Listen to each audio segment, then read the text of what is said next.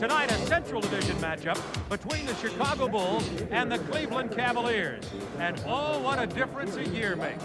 Last year, it was Cleveland dominating Chicago. This year, it's vice versa, thanks primarily to all those injuries for the Cleveland Cavaliers.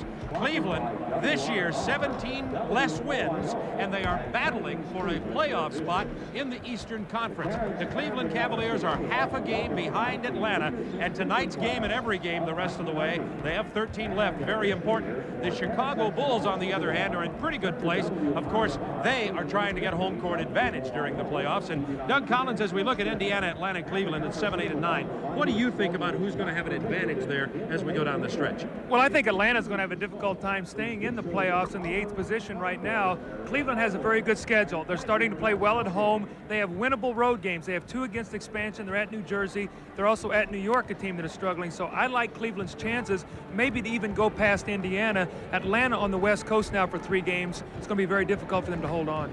Michael Jordan is averaging 33 a game against the league, 44 a game against Cleveland. What's the story? Well, I think that when you look at Michael Jordan, first of all, his greatness, you know, has been so much talked about. But Cleveland plays him more head up than they do the other ball players. They don't double him as much. They want to limit Pippen and Grant and what those players can do. I think tonight they're going to have to try to get the ball out of Michael's hands. He's averaging 32 shots a game against this Cleveland team. They're going to force some other guys to get into the action. And Cleveland has a guard that's always been a thorn in the side of Cleveland against Chicago, as you well know from coaching them. That's Mark Price. Well, I think he makes his team go. I think the one difference when you look at Mark Price, without Ron Harper, they don't get many fast break baskets this year. They get into the half-court game a lot. Mark Price going to play a lot of screen and roll. 3-point shooter, Elo, and Kerr. Very important part of their offense. But I think with Mark Price, the Bulls must contain him, keep him out of the middle, don't allow him to get the other players involved. And Brad Daugherty playing back from his injury. He'll be against Cartwright in the middle. That, too, will be an interesting matchup. Just a moment, we'll be back here for the ball game. But after these commercial messages, we'll join Greg Sager in Atlanta.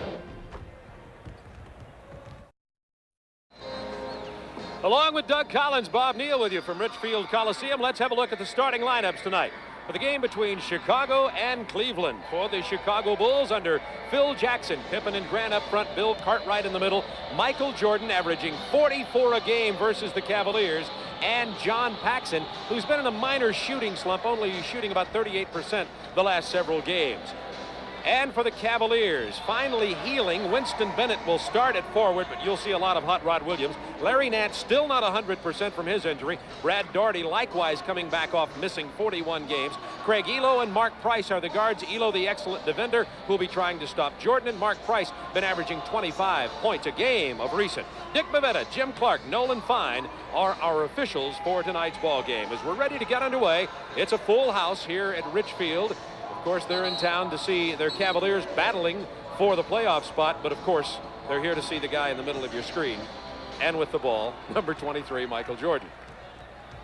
We have an early matchup here. We see Winston Bennett against Michael Jordan, Elo against Pippen. So I think they're giving him a different look here, saving Elo maybe for later in the game if it's close, so he'll have more energy to defend against Michael Jordan. And Pippen against Elo right away. Takes it down in the hole against Jordan, who's posted Bennett with the turnaround. And Michael Jordan says, so much for that defense on my first possession. 2-0 Bulls. You're going to see a lot of half-court offense from this Cleveland Cavalier team, Bob. They're not going to run out much. They're going to depend on getting the ball inside to Nance and Daugherty, maybe forcing some double teams against a Bill Cartwright inside, opening up some outside shots. Daugherty singled up against Cartwright, draws the double. That leaves Elo open for 3.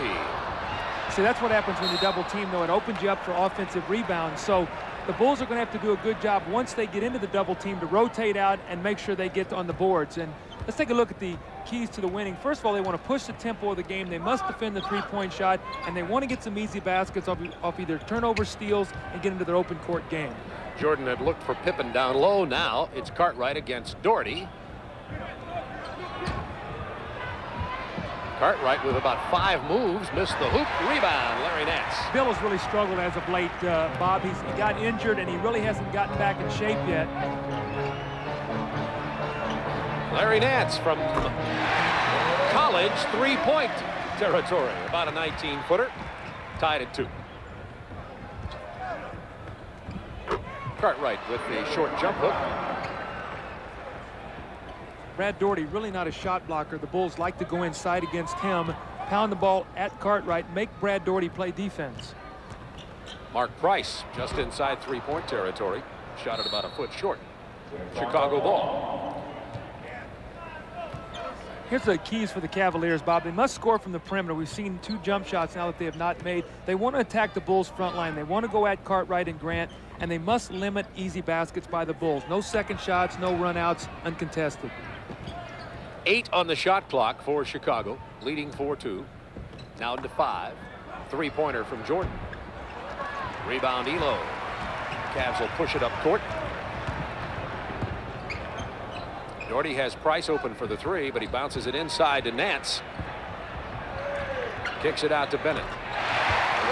Winston Bennett. Tied at 4. Bennett out of Kentucky. Price from Georgia Tech playing Paxson right now. Mark thinks the Yellow Jackets will beat UNLV in the Final Four. Well, they're going to have their work cut out for them. UNLV playing great basketball right now. Let's see if they double team Michael when he puts it on the floor. See if somebody comes at him. Here comes Nance. They're going to force him to give it up. 2 on the shot clock. 1. The shot off at the last moment. It would have counted. You saw a double team there, Bob. Excuse me, but you saw him force him to give the ball up. Daugherty is fouled as he drives. See, when the clock winds down and gets to about 5 seconds and Michael gets the ball, the minute he puts it on the floor, that's when a lot of people go at him and force to give it up, because he's so dangerous at that point on the clock, because he can create a shot for himself or someone else at any time he wants to. It was Jordan who picked up the personal. Brad Daugherty's last 9 games as he continues to strengthen that ankle that was weakened after his surgery. Had to wear a cast. He's been playing well of late. Well, they need him. He can score inside. He's also an excellent passer, and he gives them a half-court game. Without him and without Harper, who was traded, they had no fast break, so they had no half-court game. They were really in trouble. There was an over and back violation. John Paxson drew the double team from Price and Nance, and that's the first Bulls turnover of this ball game with 9:02 to go in the first quarter, and the Cavs leading 6-4 and in possession of the ball. That'll be an interesting statistic. In the 3 games that the Bulls have won against Cleveland, they have a total of 30 turnovers. That's 10 a game. Cleveland will not win tonight if they don't force some turnovers. Nance from the corner. Long rebound to Daugherty. Cutting into the paint. Daugherty trying to muscle again against Cartwright. No help there. Held it too long, and the second steals leader in the NBA, Jordan, just took it away. Pippen with the offensive foul. Well, Michael Jordan made a great steal defensively. He got the ball in the open court, found Scottie Pippen, and Winston Bennett did a nice job stepping in. When you play Scottie Pippen, Bob, you must take away his dunks and his layups. There's a great steal by Michael. Look at the great hands. He goes and he just tears it away, the strength that he has, and he takes off. He hits Pippen, who gets the offensive foul. Elo from the corner. Elo with 2, Daugherty 2, Nance 2, Bennett 2, Price. The only Cav not to score so far. It's been Cartwright and Jordan for Chicago, trailing 8-4. The double team on Paxson, knocked out of bounds. You can really see that when Paxson comes across half court, he came off that screen, they really trapped him big, trying to force him into a double team, maybe getting a turnover, realizing that they must make the Bulls turn the ball over. Scottie Pippen has to give it up. Bad pass to Cartwright. Nance takes it. He throws it away to Pippen from 14. Grant with a rebound. Back up strong against Nance. One of the league's better shot blockers, but there's a turnover forced and a score, so you can see right there that the Bulls thrive on those kind of opportunities, especially Pippen and Michael Jordan. Daugherty kicks it out to Elo, left all alone, missing the jumper. Rebound Horace Grant. See what happens when the ball goes into Daugherty, Bob. He puts it on the floor. They double team. It's going to open up shots. Cleveland must make those jump shots. Here's the double team against Jordan. He pitches into Cartwright, reversing to Pippen, missing from long range. Jordan with a rebound, the basket, and draws the foul from Larry Nance. Well, Michael Jordan just does everything on the floor. Here's a rebound over Larry Nance. Scottie Pippen against Cleveland in the 3 ball games this year, shooting 16 for 50. So he has not been a good shooter. It looks like that they're gambling off of him and forcing Scottie Pippen to shoot the ball from the outside. Michael got 54 against Cleveland early in the season. Well, he eliminated Cleveland for 2 years in the playoff with his greatness, just taking the ball and scoring. at every opportunity that the Bulls needed it. So they've seen a lot of Michael Jordan over the last 3 seasons. We're tied at 8. Cleveland has 10 on the shot clock. Price gets the Nance pick, punched away by Paxson. Good cut by Price down the middle, drew the foul, missed the hoop. John Paxson has a real difficult time containing Mark Price on that drive. When he gets the bump screen and he gets a little distance, the Bulls are going to have to give him some help when he gets inside. With a tie ball game, 7 minutes remaining in the first quarter from Richfield Coliseum.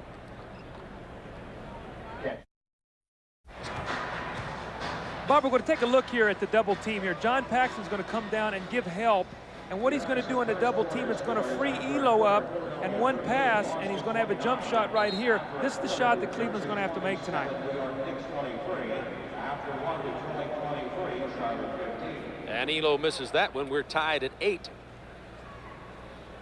Cavaliers 3 of 6 from the perimeter tonight, as you see Elo there in a Pippen Grant sandwich as Mark Price goes to the free throw line and rattles it home. See, Mark Price is automatic on the free throw line. He's shooting almost 90%, and he's the kind of guy when the game is on the line, he'll set screens, he'll throw his body around to get to the free throw line. You do not want to foul him, but you have to. So great guy to have in there late in the ball game. Jordan with a bullet pass to Grant, a little too hard as Horace couldn't handle it. Another Chicago turnover.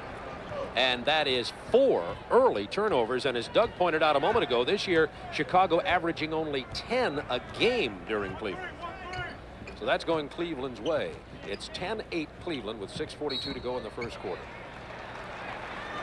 Winston Bennett's a very strong player down low. Scottie Pippen got locked in behind him that time.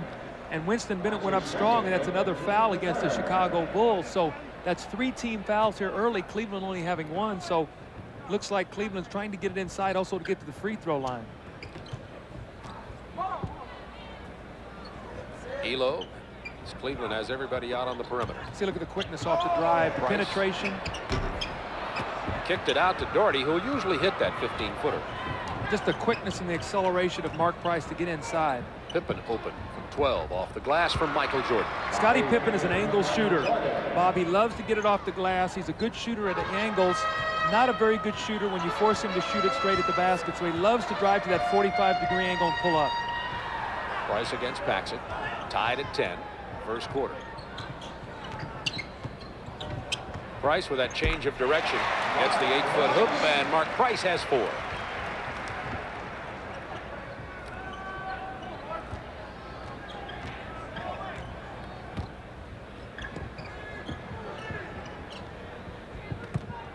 Quick move by Cartwright, who slipped, traveled, and turned the ball over. Floor looks wet down there. You know, also, too, Bill's balance has not gotten back yet. After he got injured, he hurt a knee.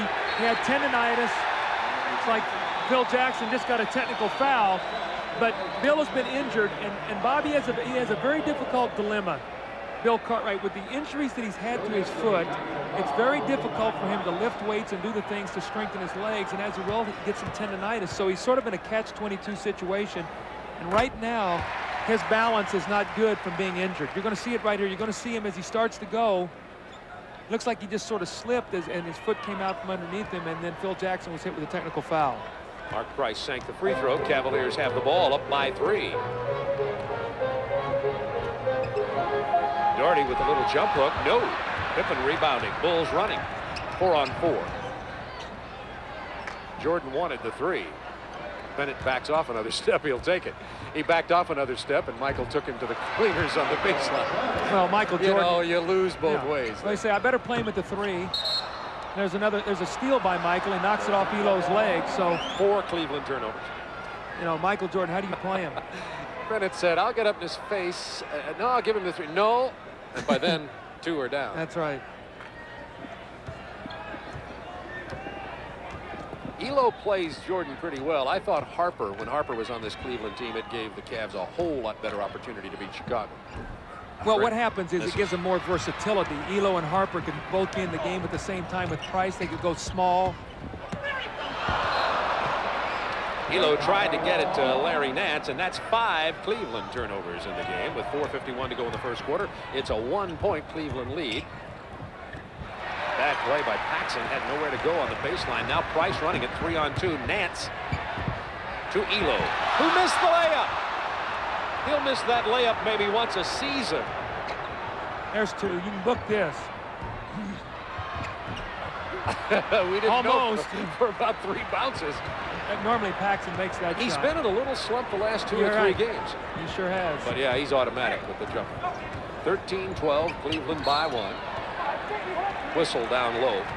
John Paxson has to really fight the frustration of playing Mark Price. Mark Price is very quick. He comes off screens, and he does a good job of bumping you and holding you and drawing fouls. And in the last couple of years, John has got very aggravated playing against him, as many players do. John has to be very careful not to lose his temper. As 2 personal goes to the bench, and rookie B.J. Armstrong is in to play Price now. One of the guys Price is bigger than, one of the few. Price just inside 3-point territory. That was a 2 for Mark Price, who now has 7 points in this game to lead all scorers.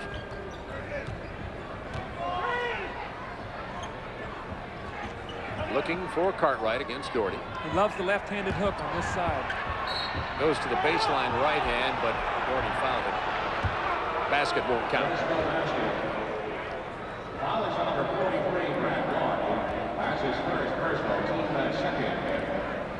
Cartwright averaging 11 points a ball game this year. Lenny Wilkins looks on, the Cavaliers coach, member of the Hall of Fame as of last May. You know, Bill Cartwright's importance to the Chicago Bulls team is not as evident in the regular season as it is during the playoffs. You know, you can get by with losing a Bill Cartwright for 9, 10, 11 ball games and play, you know, Will Perdue, and you can play Stacey King as a center. In the playoffs, they're going to need Bill Cartwright to bang against Jaminski and Mahorn and the different kind of centers and big people they're going to see in the playoffs. Charles Davis into the ball game for Chicago right now, and Hot Rod Williams about to come in for Cleveland next opportunity. Pippen getting a rest for the Bulls. Mark Price has 7. B.J. Armstrong just stopped him there as he tried to go down the lane. Tipped out of bounds. It will belong to the Cleveland Cavaliers. And here comes John Hot Rod Williams into the game for Winston Bennett. And Williams has been playing very well of late also. And he will give Chicago some trouble down low. This creates a horrible mismatch now as we see Philadelphia leading Boston. Larry Nance being played by Horace Grant. Charles Davis will play John Williams. They can go to him in the post, and he should have a size advantage, maybe even on the offensive boards. Williams kept that alive, but it was knocked out of bounds by Chicago. It'll be Cavs ball again. Watch John Williams do, Bob. We've been in here before. He loves to drive to his right, so when he puts it on the floor, be ready to say, drives right, John Williams. He's going to go right into the post. Drives right, John Williams. Way to go.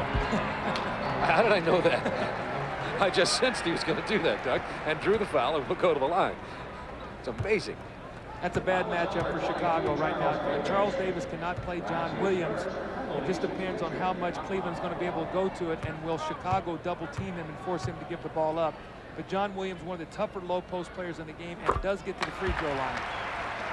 Most people think Ricky Pierce is going to win the 6-man award, but Hot Rod Williams has been an excellent 6-man player for the Cleveland Cavaliers. We have a timeout on the floor. 3:18 remaining in the first. Cavs up by 3.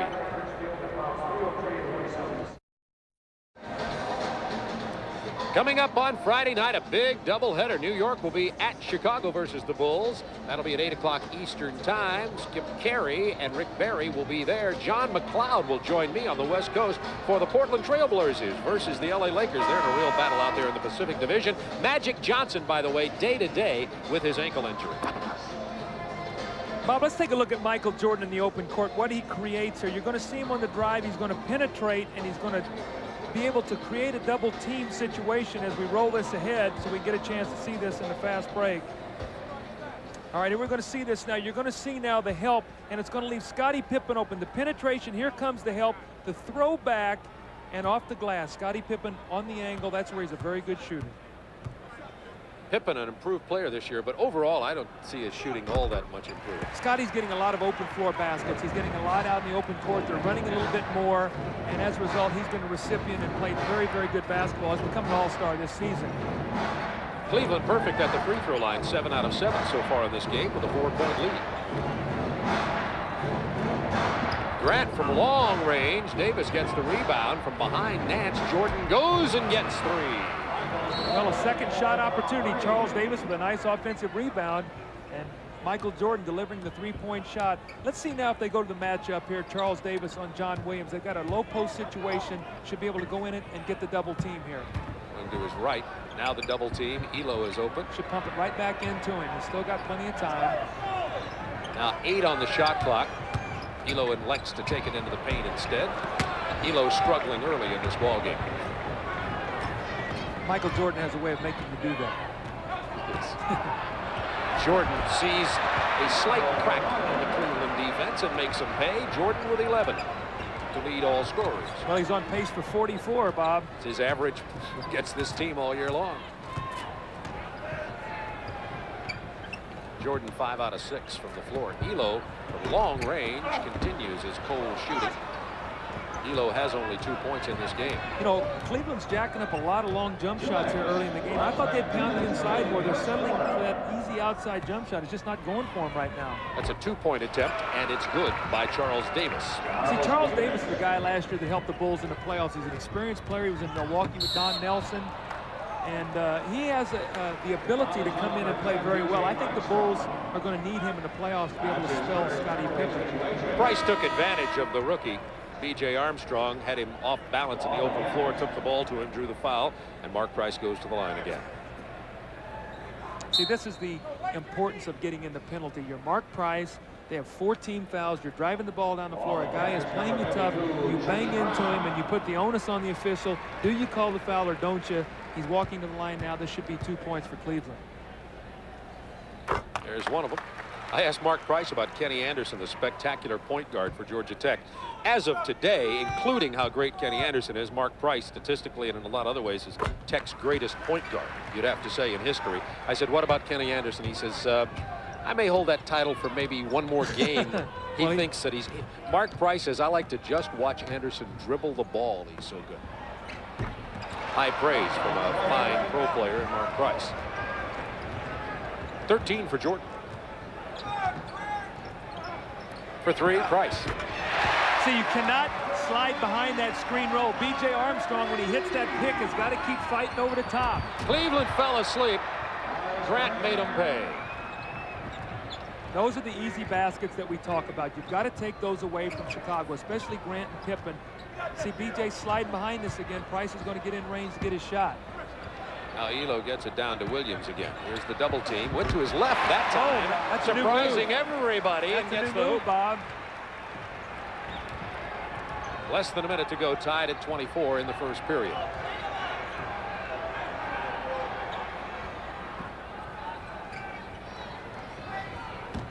Davis against Chucky Brown. Wanted the foul. Brown got a piece of that. 36 seconds Look to for go. a quick 3 here. He might go 2 for 1. You better play him because they can get a quick one and get the shot clock, get another possession. There's Elo. He spots out for the jumper, but it's inside 3-point territory. But that's exactly what they had in mind. Go 2 for 1, Bob. They're going to get the shot. They're going to get the ball back. They defend here against Chicago. They should get the last shot of the quarter. Elo now 2 of 7 shooting. Time remaining in the quarter. About a 1-second differential in the shot clock and the quarter. 5 on the shot clock. Jordan gets Elo airborne, hits the basket, draws the foul. That's slightly reminiscent of the shot in the playoffs. A little bit. You know, see, Michael loves a challenge. And there was a big article in the Cleveland paper today about Elo being an outstanding defender. Michael sees that and his eyes light up. You see the pump fake. There he is, hanging in the air. Price running at him, the bump, and the 3-point opportunity. And Michael Jordan loves a challenge. You've got to just let him play his game without challenging him like that, because he'll throw 50 at you. Well, he's thrown 16 in the first quarter with 3 seconds remaining. Elo will have to launch it from just inside half court. Almost no cigar. Chicago leads by 1. Good first quarter. Looks like we got a good one brewing from Richfield Coliseum.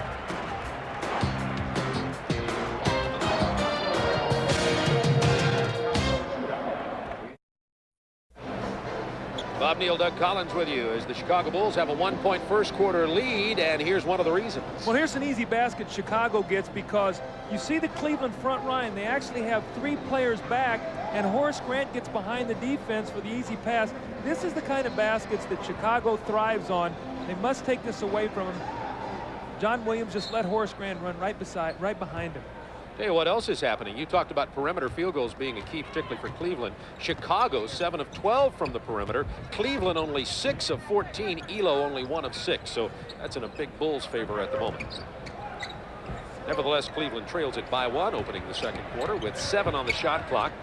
From long range, Chucky Brown. Well, he had a big ball game the other night. 13 points in the fourth quarter of a big win for Cleveland. I think it was against the Sacramento Kings. So he's playing excellent basketball right now. Starting to get more confidence as the season winds down. Chucky, the rookie out of North Carolina State. Here's the double team. Jordan, that leaves Cartwright wide open. He hits it from the baseline over Hot Rod Williams. Bill's a good shooter. He can step out to 18 feet and make that shot. Doherty that time tried to help on Michael Jordan.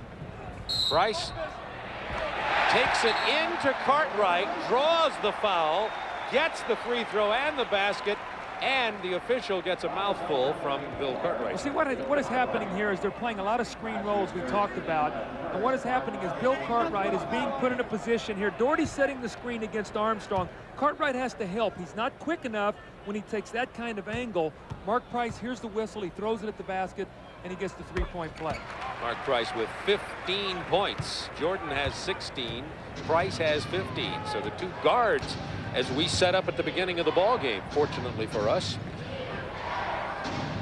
are entertaining the crowd here tonight. Here's B.J. Armstrong, the rookie. Nice move inside. Little off balance. Didn't get it. Price out in the open court has Elo.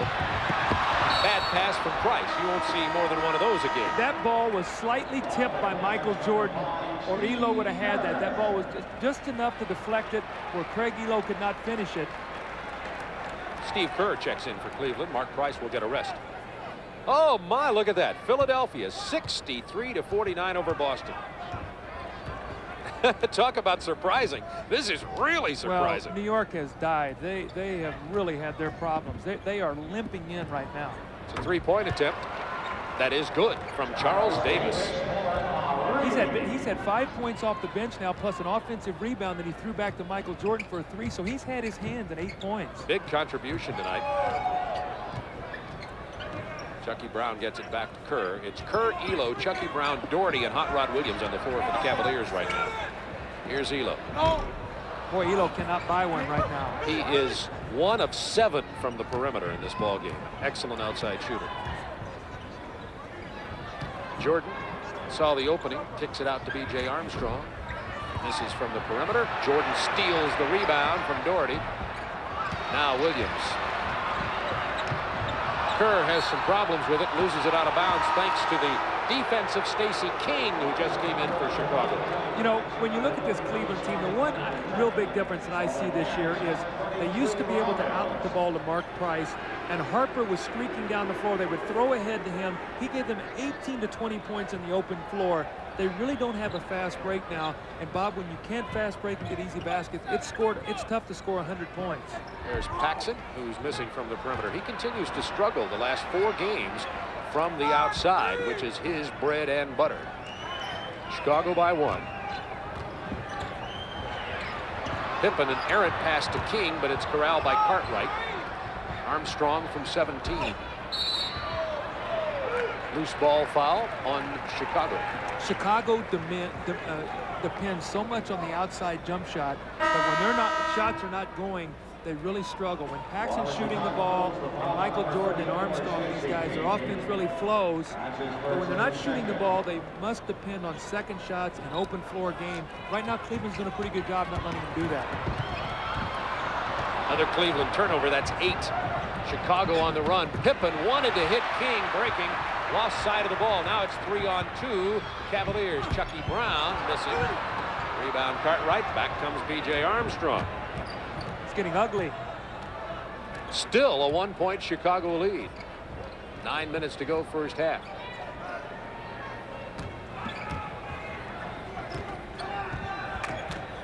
Kerr running at Armstrong. Shot clock to 5 seconds for Chicago.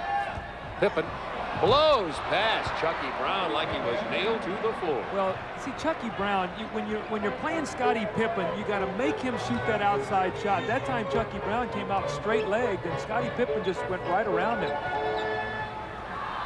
Tree Rollins, John Morton, Chucky Brown, Steve Kerr, and John Williams on the floor for the Cavs now. Williams draws the foul, gets the bank shot. With a strong drive to his right. Yes, 6, which we're looking for here tonight. Cartwright's going to get a rest. Purdue checks in for Chicago. Well, you see John Williams there. He puts the ball on the floor. Bill Cartwright bumps him with the body, and John Williams with a follow-through, and now another opportunity for a three-point play as Bill Cartwright sits down, and Will Purdue will check into the game. Pippen has 2 fouls. Cartwright 2. Paxson 2 for Chicago. Building the fouls. A big disparity in free throws here early in this game. It's kept the Cavs in it, trailing by 1.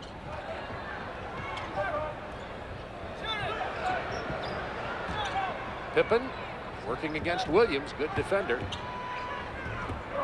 In the post, King can't get it. Williams comes out of there with it. Morton will protect it.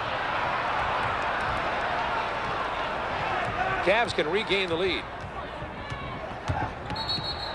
That's going to be Paxson's 3rd foul.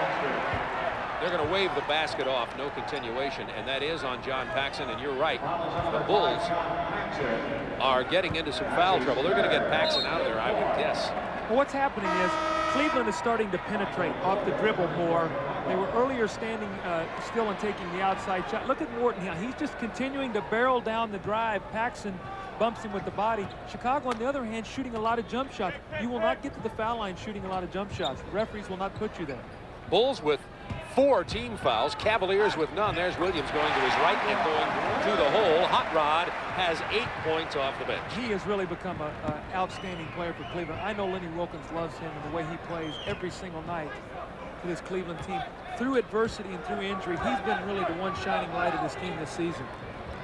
1-point lead for the Cavaliers. Jordan posted against Kerr. That's no contest, but Jordan misses the shot.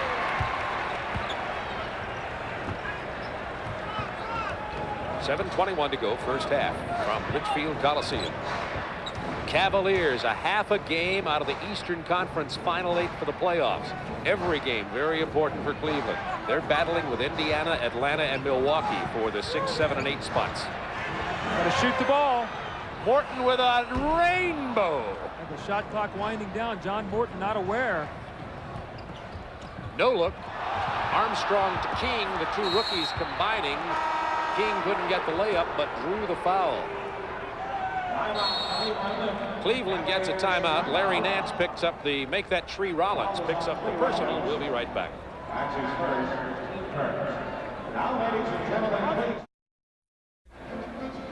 Our Acura leaders, we're talking about Cleveland's 3 for 3, Elo, Price, and Kerr. Look at this. The most three-pointers in one season. Cleveland with 303.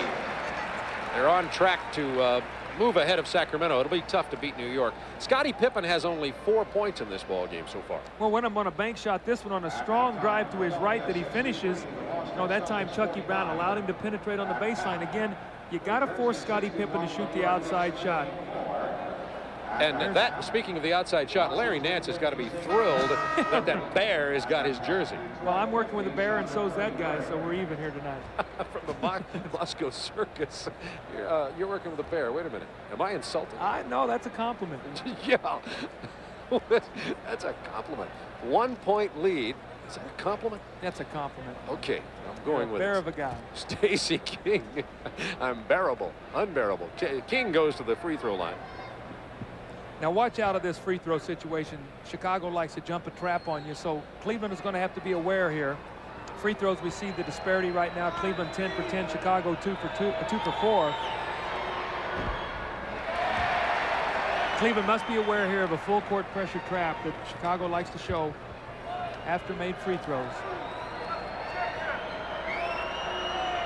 Stacey King averaging nearly 9 points and 5 rebounds a game for the Bulls. The rookie, along with B.J. Armstrong, has really helped this Chicago club this year. Full court pressure. The double team on Kerr. And Nance chases it down. Kerr to the paint, stripped away. See, again, the penetrating drive. The guards are really penetrating against Chicago right now. Steve Kerr, who's not very quick, that time driving hard into the lane. He's an excellent free throw shooter. On the season, Bob, I think Steve Kerr is shooting 85%. So when you allow these guys to get in the penalty and get to the free throw line, it puts a lot of pressure on your defense to try to stop someone. Cavs have committed only one team foul. Bulls already in the penalty. That was B.J. Armstrong, by the way, who picked up the personal. He has 2. See, look at the difference in his contribution this year from the Suns to the Cavs. Well, also with all the injuries, he's had an opportunity to play, and he shows he deserves here in the league, a spot in the league. So many times with injuries, a player will surface that will become a part of your franchise that maybe would have gotten lost otherwise.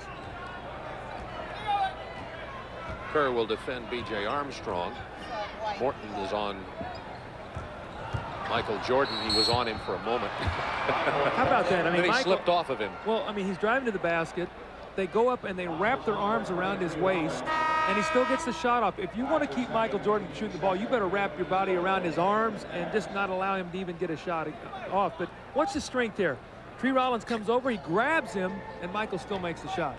And goes to the line for what would be, if should he sink this, his 19th point in this game. And only the 3rd of this quarter. Remember, he's averaging 44 a game versus the Cleveland Cavaliers, leading the league with 33. I don't know if I like John Williams and Tree Rollins back here breaking this press, but Cav had trouble with it. Elo had to lob it to Rollins. I don't think Lenny Wilkins liked it a lot either. He's over there just yelling on the sideline. Another turnover. That was a bad pass there by John Williams. 9 Cleveland turnovers. Jordan clears Purdue out of the way, takes it past Nance, draws the foul, will go to the line again. Hot Rod Williams had to step in and help out. See, you know, Larry Nance, I question that defensive strategy that time. He got up belly to belly against Michael Jordan, and one quick step, Michael's by him. I think you got to get off of him and say, look, if you're going to make the jump shot, fine, but you're not going to get in there and get our whole team in foul trouble. Cleveland wants to get Mark Price in the game. They've called a timeout with just under 6 minutes remaining in the half. Hello again, I'm Craig Sager. While Chicago and Cleveland renew their Central Division rivalry, it's Boston and Philadelphia in the Atlantic. The Celtics and Sixers have combined to win 17 of the last 19 Atlantic Division titles. We'll have highlights of tonight's matchup at halftime. We'll also move out to the Pacific Division for a look at the rivalry between Portland and L.A. And now back to Bob and Doug. And our Miller Lite player of the game will be chosen at the conclusion of the game. Doug and I will pick Michael Jordan to be player of the game again. Yeah, tough selection right now if the Chicago wins. Get this balance as Jordan goes to the line. Jordan has 19, Cartwright 5, Grant 4, Pippen 4, Davis 5, King 1. How about that for balance? Yeah, well, Michael right now is carrying him until the rest of these guys can get involved offensively. But that's the greatness of Michael Jordan. Which comes in 1994. That's, yeah, right. But the thing about Michael is he knows when he has to score, and tonight he feels it, that he needs to score points. And Cleveland kind of says, beat us if you can, Jordan. Will hold everybody else down. And historically, Jordan has done just that. That's correct. And, you know, when you see what happened, there's another turnover. That's 5 turnovers in the quarter now by Cleveland, only 1 by Chicago. So turnovers and carelessness starting to cost the Cleveland Cavaliers. Jordan goes up for the jump shot. Elo is all over him. He shoots it over Nance. Elo came in from behind. Now those fouls are starting to even out as Michael Jordan has come back into the ball game. He now has gotten to the free throw line 3 straight times. 21 points already, 5:53 to go in the first half. 22 for Jordan. He's halfway to his average of 44 against these Cavaliers. I don't like that strategy to say, let's let Michael Jordan beat us if he can. Well, he can.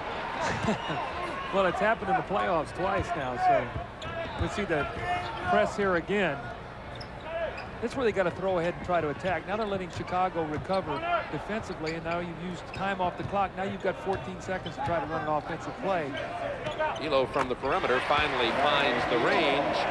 That's only Elo's 2nd perimeter basket. He has 6. He is, Elo, 2 of 9 from outside. Chicago up by 3. Nice pass. Jordan into Pippen. Hot Rod Williams will commit the foul. Williams has 2 personals. Good give and go there that time. Michael Jordan and Scottie Pippen Scotty at 6'7", 6'8", with those long arms. When he catches the ball, is very dangerous around the basket. Rattles home his free throw. What's the give and go here? Michael with a great pass, and you see John Williams got caught behind Scottie Pippen. Michael Jordan with an excellent over-the-top pass.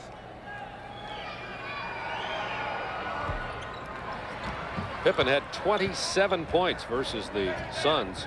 9 assists, 9 rebounds, 2 steals. Had a great game against Phoenix. Elo for 3. Yes! And Nance breaks up the end-to-end pass, and in the process bangs Elo in the head, and he's shaken up. Let's see if he's all right.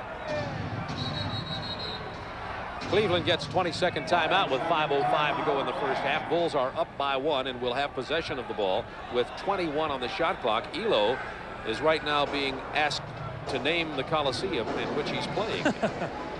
You're going to see the Elo makes a great shot. The ball, you're going to see the double team. Will Purdue double teams back on Doherty. The open three-pointers, what we talked about, kicking out of the double team. Will Purdue's going to jump out of bounds quickly, throw the long pass. Talk about the three-point shooting. You see that Kerr is at 51%, Elo 43, and Price 41. And look, the team is shooting 41% from three-point territory. Well, you know, they've had to resort to this year with all the injuries because they haven't had Doherty and they haven't had a Nance in there for so many ball games. They've lost to Mike Sanders. They've lost to Harper. So their whole team changed this year. Right now, they're trying to get back what they did best going into the playoffs so they can make a run at maybe making a first-round upset. Jordan with the double team, kicks it to King, back to Michael. What a beautiful play by Stacey King and Michael Jordan. That's another careless 25 pass. And an opportunity to get 27. Jordan is down. He's all right. Nance draws the foul. He now has 2 personals. And Jordan 2 free throws away from having 27 with just under 5 minutes remaining in the first half. Well, you're going to see the little inline out of bounds play. Michael Jordan popping off. And he's going to give it up to Stacey King and then cut right out of the double team. This is when he's so effective. When you double him, he gives it up and then cuts right out of the double team. Beautiful give and go. And then a careless inbounds pass. Chicago really hurting Cleveland with their full court pressure defense right now. They've changed the course of this ball game. They've got the game in the tempo where they want it now rather than to a half-court game. Cleveland may have to try to get Kerr back into the game even to bring in the third guard if they continue to have problems with it. Chicago by 5 points, however. Looks as though they should be leading by more. Here's Price from the corner. Jordan and the Bulls will run. Pippen out quickly on the left wing. Purdue down quickly also, as is Armstrong. Grant open from 16. Well, Horace just came in a basketball game. Right now he's not loose. And the worst thing you have to do is to try to shoot a shot before you get warm. You like to touch the ball a couple times before you launch a shot. That time, though, Horace was wide open. He really had to take it. Grant with only 4 points in this ball game. He got him early. Price into Doherty against Purdue. Draws the double team. Another turnover. Boy, Chicago very active defensively. Cleveland very careless offensively. Jordan just followed Purdue into the trenches, then kicked it out. Out of bounds off Cleveland. It will belong to Chicago, leading it by 5. 4:06 to go, second quarter. Look at that turnover ratio. You see 12 for Cleveland, 7 for Chicago. So in a 5-point game, if possession of the ball is worth 1.5 or whatever, you're talking about a 7.5-point difference in turnovers. Pippen against Nance. Nance was there to swat at it, cause him to miss. Quick outlet to Elo against Armstrong and Jordan. Elo! That's reminiscent of Ron Harper of last year, throwing ahead, throwing up, getting an easy basket in a transition basketball game. Nice finish as Elo's starting to warm up a little bit. Elo's got 11. Michael's going into the post now, realizing in the penalty, he's going to try to drive it, get to the foul line. That's the pick from Purdue from long range. Jordan has 29. He's having fun, too. You see Michael smiling. And by the way, in case you just dialed in, we're not near the end of the game. We're near the end of the half. Purdue with the foul. Doherty goes to the line. Watch Elo split the defense here. He steps in between Michael Jordan and B.J. Armstrong. B.J. that time opened up the gate, allowing him to go through it. Bob, you got to stand there. You got to throw your chest in there. If you have to take a foul. Elo, one of those CBA success stories. Elo was called up out of the CBA when Mark Price 3 years ago had his appendicitis and his appendix operation. Called up to fill in for Mark Price, who was injured. Played very well, has stuck, and now become a starter on this Cavaliers team. And just signed a big contract, making well over $1 million now. So, as in life, right spot, right time, and then be ready to take advantage of it. And Craig Elo worked very hard, and he's a beneficiary of that right now.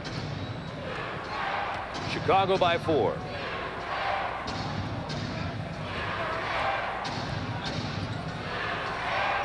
$10 on the shot clock. Pippen kicks it to Grant from 18. Grant's cold. Look at Michael Jordan. How's he come out of there with that rebound? And he got it inside of Brad Daugherty, the 7-footer. But the Cavs escape. Kick to Williams from Price. He draws the foul. There's the Cleveland break working this time. Now, Price got Williams out on the wing. Michael Jordan got the rebound. He missed the shot. And not only that, but he covered back and actually was the one that got the foul. But you watch this now. You tell me at 6'6", 200 pounds. Look at this. Look at this. Is just sheer effort to go in and take the ball away. Now he's going to go up with a little jump hook that he doesn't get. But the amazing thing is he's back defensively to defend against John Williams running out on the break. John Williams with the free throw. You know, you talk about superstars, and you know, I had the opportunity to coach Michael Jordan. The one thing you knew about him every night, he was going to play hard. I mean, he's going to throw himself out there, and he's going to go after loose balls, and he's going to do whatever it takes to win. And he's just a magnificent athlete, Bob. Bulls lead has been cut to 2.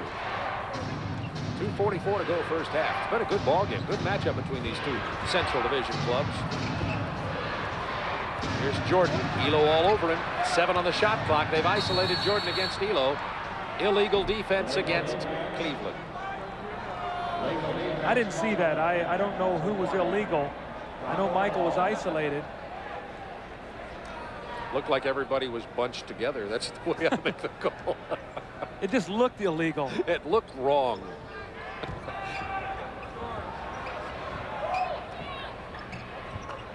Armstrong looking for Pippen against Nance. Williams with another rebound. See, Scotty sort of short-armed that jump shot. He didn't have real good extension. As a result, he left that ball short. Pippen only 2 out of 6 tonight.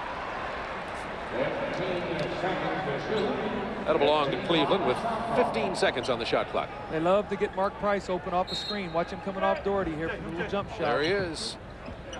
Takes the 3. That was an air pass. Air ball. That was an air pass to Daugherty. Now Nance. Blocked by Purdue.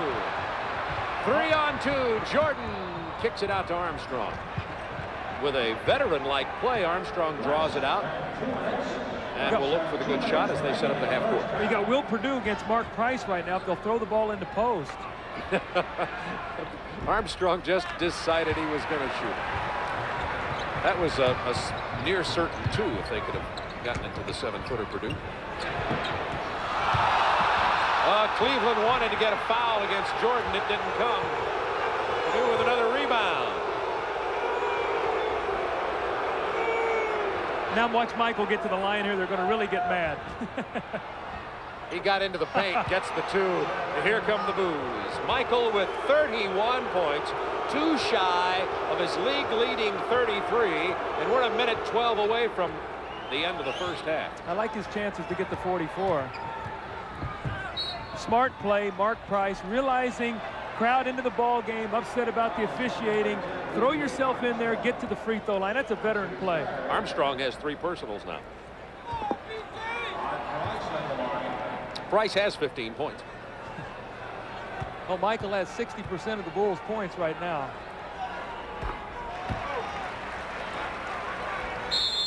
Chicago gets a timeout with 1:05 to go in the first half.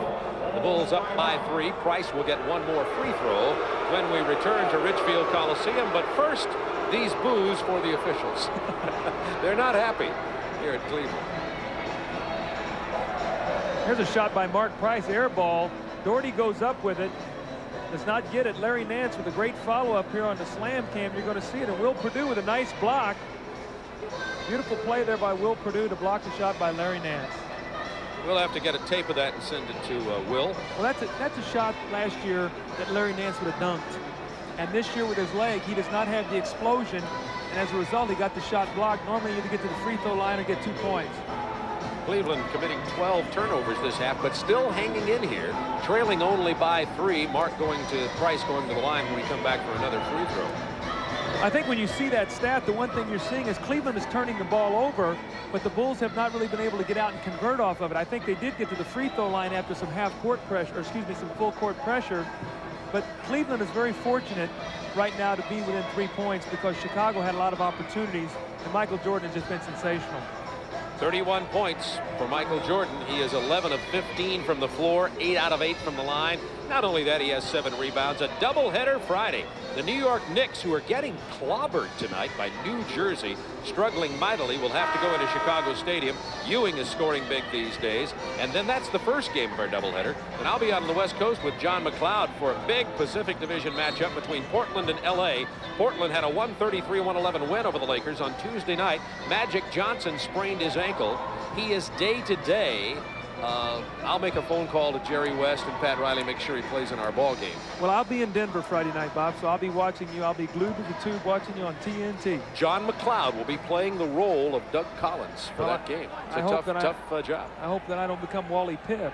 That's right. One game, and Lou Gehrig, John McLeod will be there. That's right. I will talk to John. You're Wally for the rest of the ball game. Price misses a free throw. That can be a headline in tomorrow's paper. Chicago by 3. Minute to go, first half.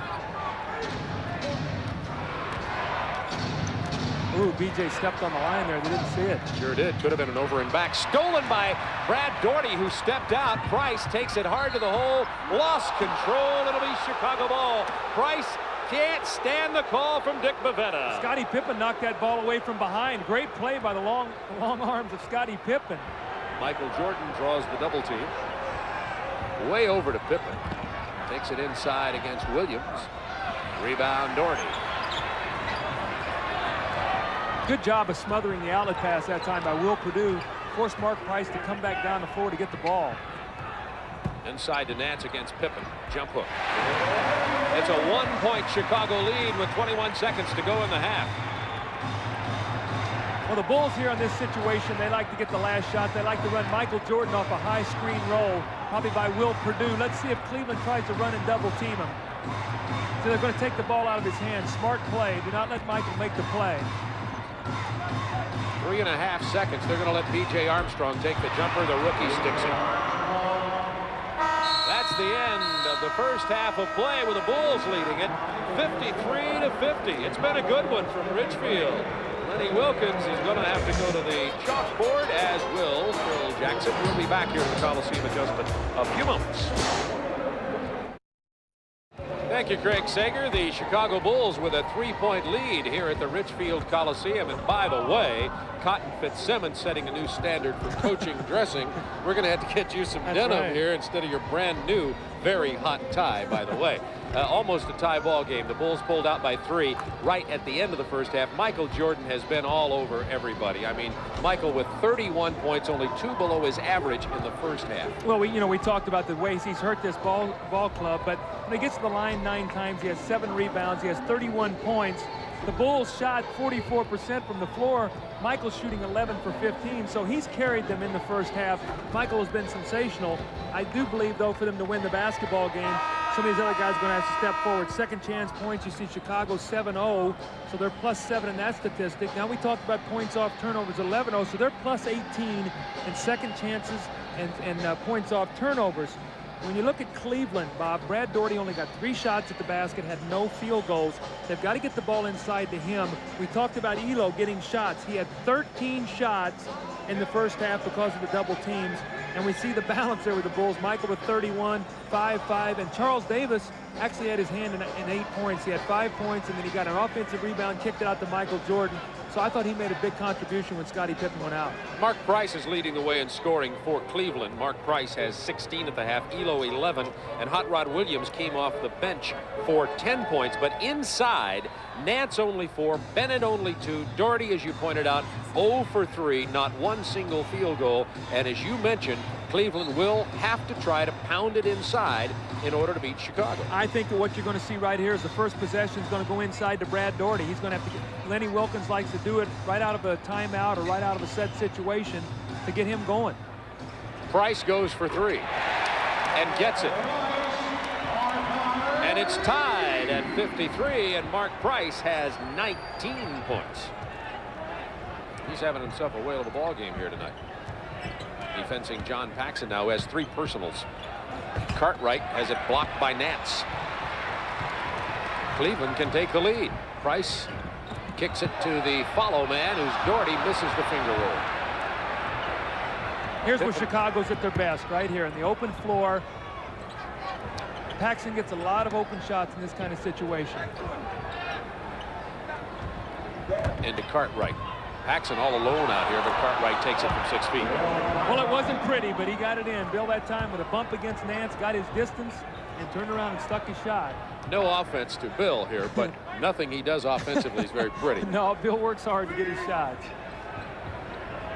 Chicago by 2. Mark Price curling off the screen, kicking it to Doherty to Nance over Grant. Boy, Larry Nance shooting a lot of jump shots. This will be good.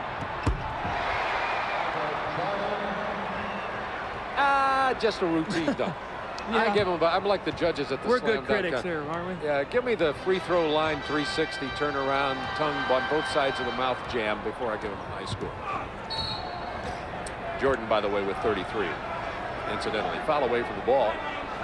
It's going to be on Bill Cartwright. Mark Price trying to set a screen to free Brad Doherty to the post, and Cartwright just popped him to take the foul. That's his 3rd foul. Probably didn't see him. Here's Michael outrunning everybody with the basketball. You see his speed and his power as he takes the ball to the basket. Chicago up by 4. Price kicks it to Elo. This is a 2-point attempt. Elo continues struggling from the perimeter. It's 5 for 14 now. Jordan with 9 rebounds and 35 points. Remember, we told you early in this game that Jordan is averaging 44 a game against Cleveland this year, had 54 in the opener, and a good chance to go beyond that. At the end of the first quarter, we had him on track for 64 in this game. Let's see if he does it. Doherty still without his first field goal of the ball game, but Brad will go to the free throw line. The foul's on John Paxson, who picked up his 4th. See, that's what he's got to do. Brad Doherty's got to bang himself in there, and he's got to get to the free throw line. He must put the pressure on the interior defense of the Chicago Bulls. And Bob, we talked about keys to winning for Cleveland. I felt they must go at Cartwright and Horace Grant. Larry Nance, 4 points. Brad Doherty, 3, no field goals. So if they're going to allow Horace Grant and Bill Cartwright to stay in the game, they're going to have problems. Look at the difference here after 68 games of 88-89 and 89-90. A difference of 17 games with, a difference with Doherty coming back into the lineup. Their scoring is down about 8 points a game. Their field goal percentage down about 4 from 50 to 46 because they don't get easy baskets. They have to work hard in the half court for everything they get. 9:40 to go, 3rd quarter. Pippen kicks it to Grant. It was good defense by Elo on Pippen there, but Grant had spotted up outside. Cleveland has got to be very careful right now that they don't let Chicago get a double-figure lead on them. Good pass inside. Doherty still without a field goal. Loose ball corralled by Williams. You know, it looks like Brad Doherty's trying to release his shot so quickly that he's not getting a good look at the basket. Price draws the foul from Paxson, and that's number 5 on John Paxson. And remember, for Chicago, there's a technical against Paxson, and Chicago does not have Craig Hodges, the other number 2 guard, who's out with an injury. They're down to just B.J. Armstrong and Paxson, basically. Well, you know, John Paxson always gets very frustrated. You know, I've been over there with John playing against the Mark Price, and he feels like Mark Price dribbles at him and jumps into him, and it's very frustrating. He does. And you're going to see it. Mark Price here's dribbling. John is retreating. There's the jump. And there he jumps right into him. And that's where the foul is called. And it upsets John. And John responds and gets a technical. Not a jury in America would convict John of that foul. Unfortunately, the juries don't have anything to say about it. Price knocks down one of the 2, and he'll get another one. The first one he hit was the technical, and Phil Jackson not exactly in a great mood at the moment either. If that's 5 on Paxson, he's really taking a chance here, leaving John Paxson in the ballgame with 5 fouls. Well, let's double check officially. I've got Paxson with 5 personal fouls. That's correct. He's got 5. And by the way, Paxson has donut 0 points.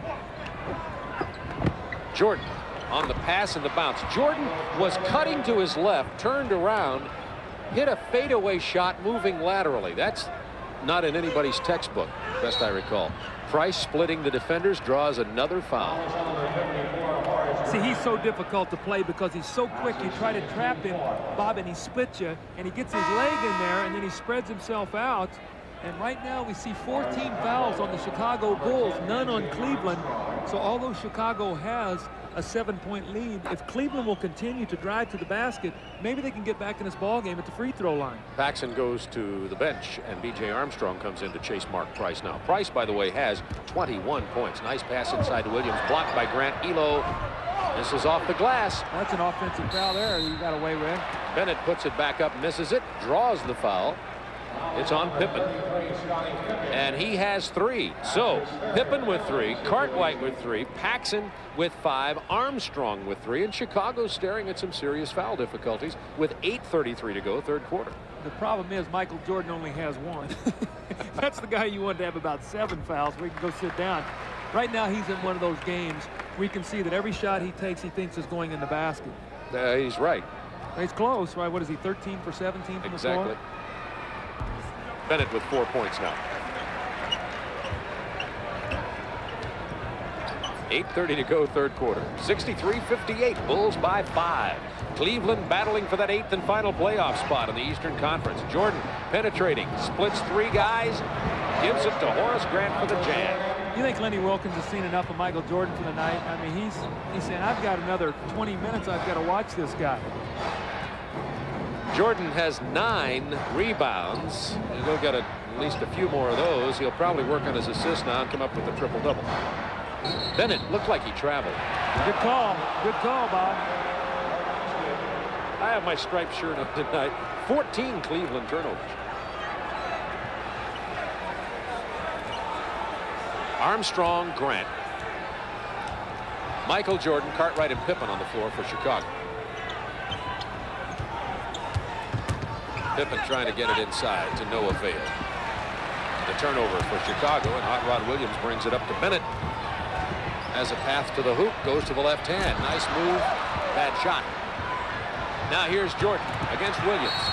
Williams fouls Michael hard, but catches the franchise. They're going to call smart move by John Williams. But they're going to call a breakaway foul on this. They're going to call contact in the back, and Lenny Wilkins is going to be upset with this.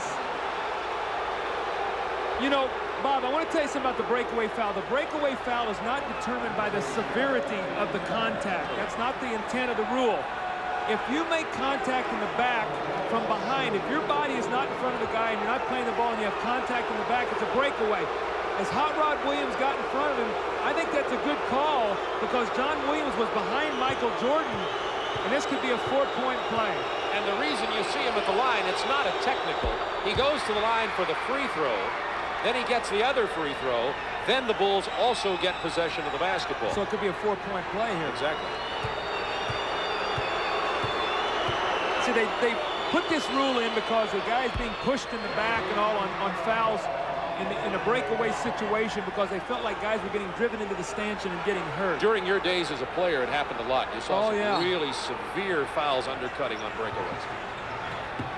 Cleveland right now has got to stop him defensively, and Michael Jordan feels it, and it's going to be awfully tough to slow him down right now. Boom. Oh, my. Michael Jordan has 41 points, and the Bulls have an 11-point lead, and the Cavaliers have a timeout, and Lenny Wilkins is out here in the face of Bavetta. There's the technical foul. He's going to get thrown. He's going to get ejected. There's 2. He's out of here. Lenny Wilkins is gone. He's still at Bavetta.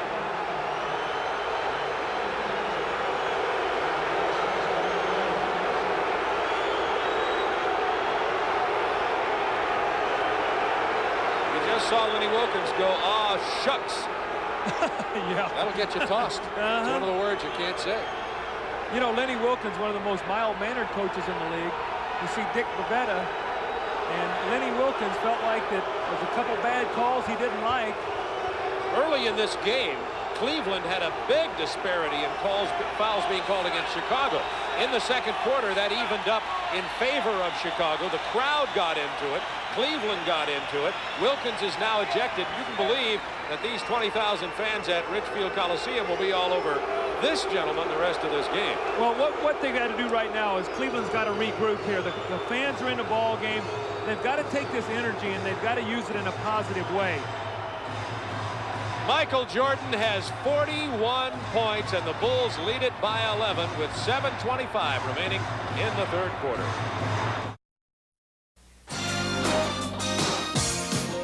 NBA Extra on TNT. The Chicago Bulls versus the Cleveland Cavaliers is brought to you by Jeep and Eagle, the official vehicles of the NBA. And by Wendy's, the best hamburgers in the business, and a whole lot more. Jordan hit the first of the two technicals. There's the second. Jordan now has 43 points in the game. And folks, we are not happy campers here if we are Cleveland fans. No, they feel like the officials now have allowed Michael to get away with a couple pushes, going to the basket, a breakaway foul. That was a 6-point play that Michael Jordan just converted for Chicago to double this lead. Dick Helm steps in for Price, draws another foul. Dick Helm steps in for Lenny Wilkins, who's been ejected. And there are jeers for the call that time against Armstrong as Price goes to the line again. Now, see, if I'm coach, if I'm Dick Helm in that timeout, I tell Mark Price and I tell my team, under no circumstances do you shoot a jump shot this time down the floor. You drive the ball to the basket, and we will get to the free throw line. And that's what Mark Price did, and he steps up and converts. But coming out of that timeout, no jump shots. In fact, the next few times down the floor, I want my guys going to the basket. Price knocks them both down. It's an 11-point Chicago lead with 7:12 to go in the third quarter. Price, Elo, Williams, Bennett, and Doherty on the floor for the Cavaliers.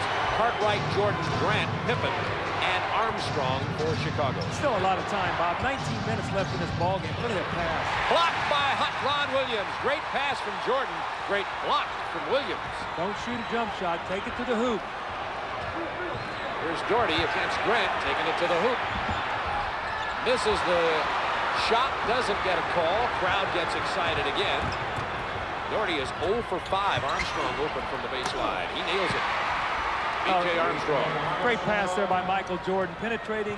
The whole defense collapses. B.J. wide open on the baseline. Well, Cleveland did exactly what Dick Helm told them to do, what you would say to do. They took it inside. Doherty just can't buy it tonight. Can't throw it in the ocean. 0 for 5. Backcourt pressure, but B.J. Armstrong now gets into the open court to Grant against the lone defender, Hot Rod Williams. And Chicago has suddenly built a 15-point lead. It was 53-50 at halftime. Well, Chicago's playing great basketball right now. If they win tonight, they'll even their road record at 18-18. Elo gets the hoop and the three-point opportunity after Mark Price misses from long range.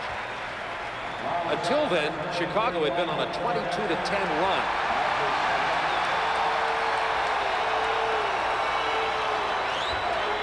Chucky Brown into the ball game for Cleveland. I think the fans were cheering there because they called the foul on Michael Jordan. Clifford Lett checks in here for Chicago. Clifford Lett is a rookie from the University of Florida and was named Rookie of the Year in the NBA. Chicago signed Lett to a 10-day contract after the injury to Craig Hodges. They list him at 6'3". Some people said 6'4". He looks more like about 6'1" to me. He's going to have to be careful. Looks like his shorts are about ready to fall off. He has on Craig Hodges shorts. And Craig is as big as they said Lett was. Somebody needed to scout his size. Here's Lett from long range, and he drains a two-pointer just inside three-point range. He was leading scorer in the CBA for Pensacola. Elo welcomes him to the league, and they call the foul on Lett. Dick Bavetta offers a second welcome to the NBA. Man, oh man, that was a vicious pick. Hello, I'd like to welcome you to Cleveland. Now, you know what? I don't know who's guarding Elo there. I can't see it. I think it's probably Scottie Pippen, but he's got to be yelling out. Watch the screen. If Scottie Pippen, or excuse me, if Elo is a big guy, Lett might be in the hospital right now. And then Elo gets to go to the free throw line. Pippen is just laughing. I have a feeling, however, Lett won't be laughing with Scottie, but mercy. You know, Chicago's got to be very careful right now. They've made a great run and everything. They're in lead. They're in command of this basketball game. There's still a lot of time to be played. Cleveland's at home. They can get back into this ball game if they'll just be patient. That was Lett to Pavetta to Jordan. Long rebound to Pippen, stolen by Price. Watch Michael Jordan here. Watch Jordan. And beautifully, Price saw Jordan as you did and dished it to Elo. Because Jordan would have stuffed it. Oh, he was coming. He had that tongue wagging. Chicago by 11. Crowd's into this ball game. They're emotionally connected. Jordan kicks it out to Grant from 18. Michael Jordan's doing it all at the moment. Well, you know what? All you have to do is spot up and just say, Michael, when you get triple team, throw me the ball and I'll shoot a jump shot. Lett defensing Price. Price draws the foul from Lett this time. Doesn't get the three-point opportunity. If we're not careful, it's going to turn into a foul fest. Let's have a look at the Wendy's NBA scoreboard. Got some shockers for you tonight in terms of the scoring disparity. Philly knocks off Boston at Philadelphia as Philly continues to lead in the Atlantic Division. And the New York-New Jersey game is closer. With New Jersey, it ain't over till it's over. That is for sure. But the Knicks are struggling. We'll have some more scores for you also here. We watch Mark's free throws. Detroit was all over Charlotte. 98-83 by 15. Orlando leading Miami by 3. Rocking down there in Orlando. Look at this one. Washington way out in front of Denver. And Sacramento beating Cleveland, losing 2 games tonight. Boy, that's a bad time. I didn't realize Cleveland was playing Sacramento too. No wonder they're struggling. Split squad, spring training. This is Cleveland A, Cleveland B, losing to Sacramento. We'll straighten that out for you. Show you the real story in a moment. I think Sacramento's playing Minnesota, who they're playing, and it was tied 46 all at half. We've got a timeout on the floor. 79-68. Chicago leading with 4:15 to go in the third.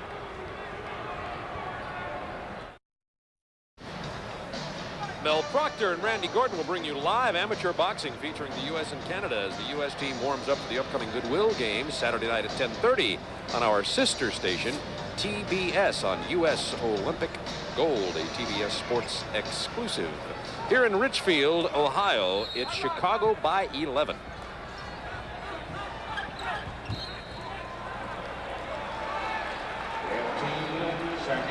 .15 on the shot clock for Chicago. You got to watch Michael Jordan. He loves to take a lob on this play.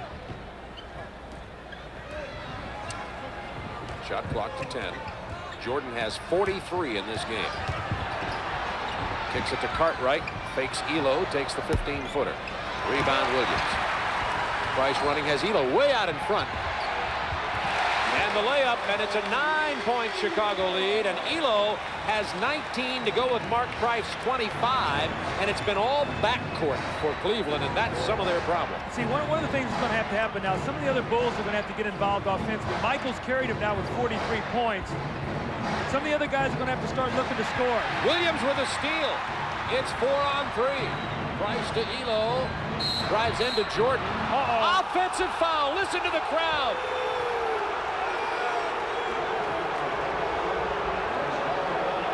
That was a bad call. That was a bad call there. Michael Jordan was not set, and Elo was going in. Michael exceptionally quick, but the Bulls dodged the bullet there. Yeah, Elo should have been at the free throw line, no question about it. Bulls by 9, 3:25 to go third quarter. Into Jordan. Over Price. Jordan has 45 points in this game. Michael's going to go for 60 tonight, Bob. Michael will mark it down. Price going for 3. Mark Price, having himself a whale of a game, has 25 already, but it's vastly overshadowed by Michael's shot at 60. You got Mark Price against Michael Jordan. They can take him right in the post. That's what they've done. Price went for the steal. Jordan burned him. 47 for Michael Jordan. He's got a chance at 50 in the third quarter. And remember, Jordan has 18 50-plus games in his career. Wilt Chamberlain had 118. Put that in perspective. Steal by Pippen. Williams never saw him coming. Now Price has got him double-teamed along with Williams. They say there was a timeout called at 20. Let's have a look at Jordan on that. 22nd Chicago timeout. Well, see, Michael recognizes Price on him in the post, so he just backs him down. Mark Price tries to circle to get the steal. Scottie Pippen with a nice pass, and Michael with a wide open shot. When you're shooting the ball the way Michael is, that is like a dunk. Michael had 54 against Chicago against Cleveland in the first game this year. And that was in overtime.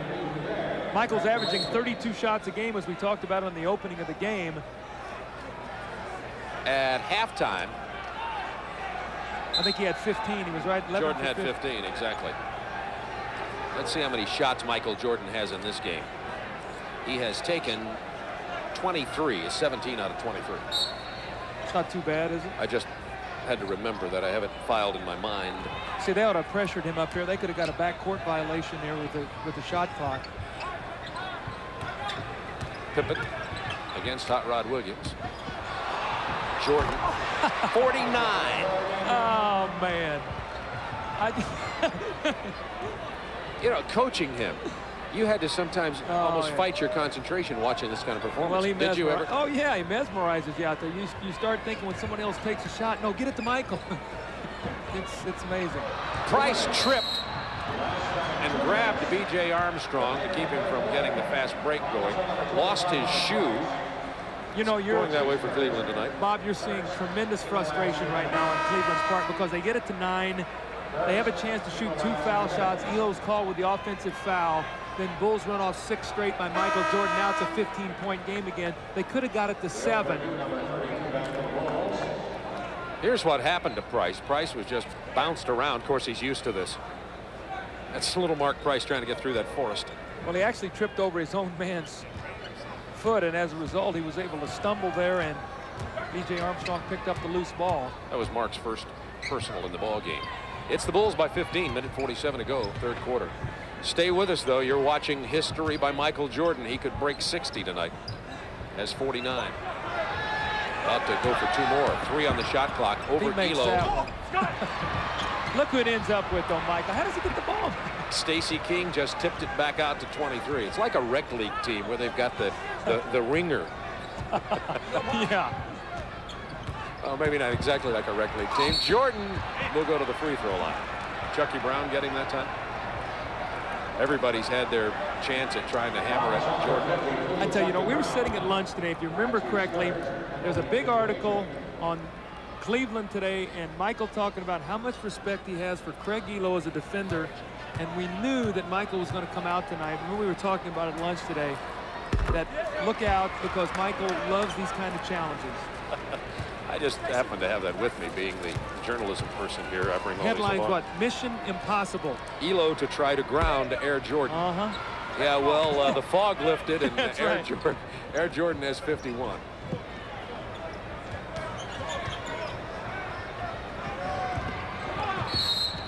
Michael says, Craig Elo, this is the quote from the newspaper article, Craig Elo is a very good defender, and I accept it as a challenge. Mission Impossible. Well, their headline was right. Craig Elo is a very good defender. Yes, he is. But you know, one difference in the team this year, too, is with Harper. When Ron Harper was playing, you could put Harper on him. Now, Michael also had to concentrate defensively against Harper. He had to, because Harper would attack him off the dribble. Now you take Harper out of the game, you bring in Elo. A little bit different look out on the floor. So as a result, you had 2 different guys you could throw at him. With the team they have this year, other than Elo, they really have no one else they can put on Michael. Price is too small. They tried Bennett at the beginning of the game, and he burned him badly. Well, Price is too small. Morton is a rookie, and no one else out there has enough size or quickness or strength to even play against him. And Michael right now is just doing whatever he wants to do. Will Perdue in the game for Chicago, along with Davis, 2 Vanderbilt players on the floor. Pippen against Williams with 7 on the shot clock. Drove the baseline. Nice move by Pippen. Lightning quickness. That was a great move there by Scottie Pippen. Didn't look like he had room on the baseline. Obviously, he did. I'd say the Bulls are playing excellent basketball right now. This will be their 7th straight road win, and they are playing tremendous basketball. Cleveland had 53 at the half. They've scored, had 50. Cleveland has scored 23 points. 36 points have been scored by Chicago to build this lead. Pippen from long range. He won't hit that very often. If they can get a score here, you know, it's still a ball game. I'm not trying to excite everybody, but there's still plenty of time left in the game. A 14-point lead is nothing. There's the mismatch. You see, Doherty didn't even take advantage of it. Elo going for three and getting it. That's a 13-point lead now with 7 seconds remaining in the third quarter. Pippen, offensive foul with 3.3 seconds remaining. And Pippen now has 4 personal fouls. See, now this is how quickly things change. If the Bulls can stick a score, it's all of a sudden an 11-point ball game. If Cleveland, you mean. Excuse me, yes, if Cleveland can score and maybe get to the foul line. They should have a chance with 3.3 if they've been watching the NCAA tournament. That's an hour. Morton on the drive. Gets the bucket. It'll count. You got that right, Doug Collins. Dick Helm, who's replacing the ejected Lenny Wilkins, has his team now trailing by 11.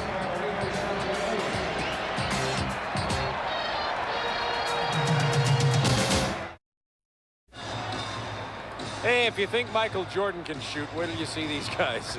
The Dirty Dozen. And when they shoot, you drop. Lee Marvin and the Dirty Dozen. It's next following the game right here on TNT. I love that. My writer, I'm glad I have my writers with me. You know, Bob, when you look now at the end of that quarter, Michael Jordan set down. The Bulls had a 17-point lead. In a quick period of time, it's down to 11. You know, how long will Phil Jackson leave Michael out? Michael's very hot right now. He's on a roll. They don't play again until Friday night at home, so it'll be interesting to see how long Phil decides to rest Michael. Michael Jordan, by the way, has set a new Richfield Coliseum scoring record. Bob McAdoo held the old record of 50 points. Michael has 51, and yes, that's right, we have 12 minutes of basketball remaining and a couple of more Chicago turnovers, and Michael will be back in here loading it up. We don't want him to sit too long. I've sent a message over there. We're looking for 60 here tonight. Well, all he has to do is play 2 minutes and get 9 points the way he's going tonight. Bulls by 11. This game is still within reach for the Cavaliers. We got a foul down here. It's going to go against Chicago. Was it Will Perdue? You know, Brad Doherty still does not have a field goal in this game. Yes, Will Perdue. He's averaging over the last 6 or 7 ball games about 18 points, and Brad Doherty's got his points at the line, but he has not gotten to the basket tonight at all. Shots he has gotten, he's jerked around the basket and really hadn't had good concentration. And yes, Michael Jordan has re-entered the game. How long was he out? 20 seconds. Oh, he's rested. 20 seconds. Oh, plus the timeout. Paxson with 5 fouls back in there defending John Morton right now. They want to get it to Doherty, but Doherty drew the double team before the ball even came in. 10 on the shot clock. See, this is where Cleveland struggles in the half court. John Williams had to go to his left, doesn't get the bounce. Charles Davis said, look, Bill, you get more playing time. That's my rebound. give me one stat. Paxson from the perimeter. Hits it here. He struggled in the first half with his shooting. John Paxson gets his first points of this ball game. He had a big fourth quarter in Atlanta the other night. Bulls were trailing by 5. Pax came in, had 11 of his 15 points in the fourth quarter to help the Bulls win on the road at Atlanta. Morton against Paxson. Take him to the hoop, see if they can get another foul from him. No. Good pass from Morton. No look into Doherty, who gets his first field goal of this ball game. Well, Brad Doherty had a tent in the lane that time. I think they were so intent on watching John Morton that Brad Doherty was just planted right in the middle of the lane. Brad Doherty flea market. 91-80, Chicago by 11. Inside to Stacey King. It was blocked by Williams, and then he took the loose ball. Tough play by Williams. Elo goes to the floor. He's all right. Pass down to Chucky Brown. See, Brad Doherty's got to want the ball right now against Bill Cartwright. You got to get him the ball, and he's got to make something happen. This is where your big man really comes into effect. The fourth quarter of an important game. They've posted Williams, who goes to the right. The jump hook goes in for John Williams. Cleveland is battling back in here. They're down by 9. Williams has 15. I guarantee the Chicago coaches said flood his left shoulder, make him go back to his left. But players forget during the course of a game. Stacey King is a rookie. He's got to learn what John Williams likes to do. This is a Cleveland on a roll right here, battling back in. Chicago had led by 15. 4 on the shot clock. Paxson's got trouble. They get it to Jordan.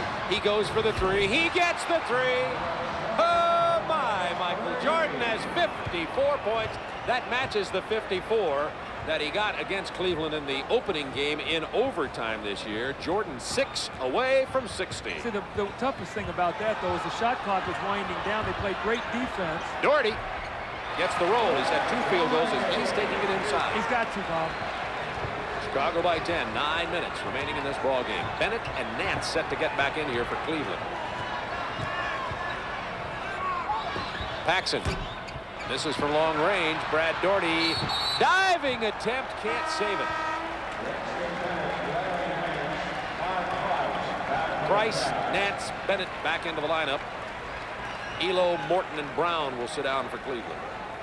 Right now, Cleveland has got to get some stops. And you say, how are they going to stop him with Michael Jordan playing the way he is? They have Winston Bennett on him right now.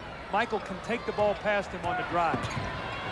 Or pull up and hit the 18-footer. He misses it. Unbelievable. Doherty playing much bigger at the moment. Doherty was invisible inside earlier in this game, but he's got a couple of big rebounds and a couple of baskets here lately. They want to go to John Williams down on the block against Stacey King.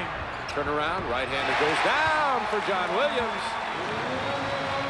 It's an 8-point Chicago lead. Cavaliers battling back in. I'll tell you one thing the Bulls have to be careful about, that they are too not mesmerized by Michael Jordan and expect him to make every shot. That's what he's done tonight. And at some point, he's going to miss a couple. Turnover, Chicago. It'll belong to Cleveland. That's 13 Chicago turnovers.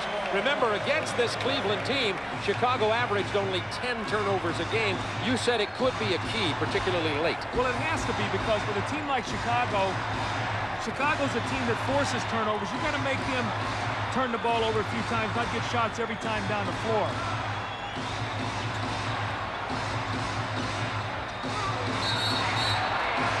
We've got a foul against Bill Cartwright trying to box Brad Doherty out of there. That was big. 2 big old sumo wrestlers in the lane, Bob. They were locked up with each other. Check this out. That's slow dancing. Well, it's not romantic. You might slow dance like that. Lambada. Really? Whatever that thing is. 8 minutes to go in this. I'm staying away from it. Here's Doherty against Cartwright again. Gets him in the air. Misses the follow, but there is Nance for the basket. And it's a 6-point Chicago lead. Larry Nance has his first 2 of this half, only 6 in the game. And the crowd is back in it with 7:40 remaining. As if they try to go to Michael Jordan in the post. Here goes Jordan down to the post. Now he has to spot back out. 7 on the shot clock. He's going for 3. A little too flat. His arm may be getting tired. Rebound, John Williams. We've got a foul against Chicago. Dick Helm filling in for the ejected Lenny Wilkins. That foul is against Cartwright, and that'll be 5 from Richfield Coliseum. We've got an emotional game on our hands here. Bob Neal, Doug Collins with you. We have 7:22 to go. The Bulls have called timeout. 94-88, the Bulls.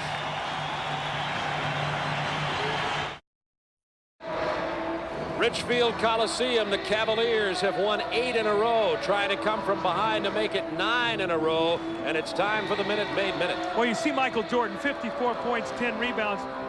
Brad Doherty, Larry Nance, only 5 for 18, 14 points, but Brad Doherty starting to come alive. You see the disparity in the field goal shooting, 68-39.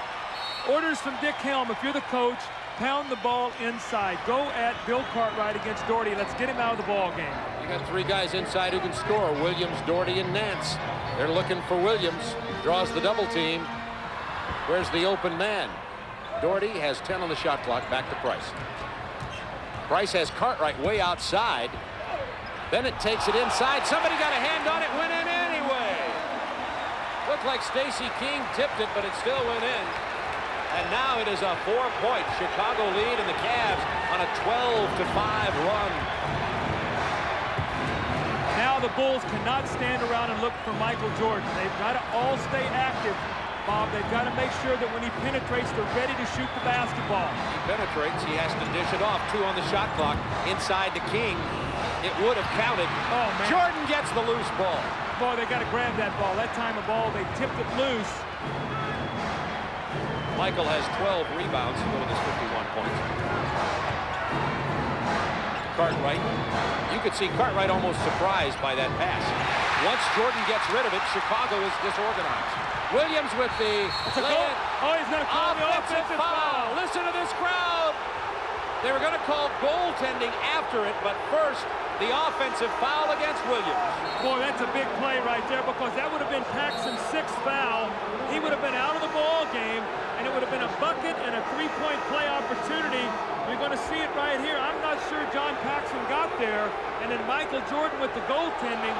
This could be a 5-point play right here. And the fact that John Paxson did not foul out of the game. So mark that play down at the 6:10 mark of the 4th period. With Chicago leading it by 4. Jordan trying to get loose from Winston Bennett, who just had a hold of his, I was going to say his hair, his shirt. See, right now, Winston Bennett is trying to be physical with Michael Jordan. He's trying to wear him down as much as he can to take away a little bit from his game. Michael has been coming down and shooting the outside jump shot. Winston Bennett trying to keep him out of the middle. Over on the left of your screen. Now out of the screen to the left. Winston Bennett just all over Jordan. There's Jordan. He got away from him from 17. Jordan has 53. Make that 56. 56 for Jordan. Nance down inside. Draws the double team. Gets the bucket anyway. Cleveland stays within 4 with 5:38. Cleveland, with a win tonight, would move ahead of Atlanta into the 8th and final playoff spot in the Eastern Conference. Atlanta leads them by half. The Hawks are idle tonight. Well, these are the games you have to win, the home games. When you're in a playoff hunt, you've got to win at home.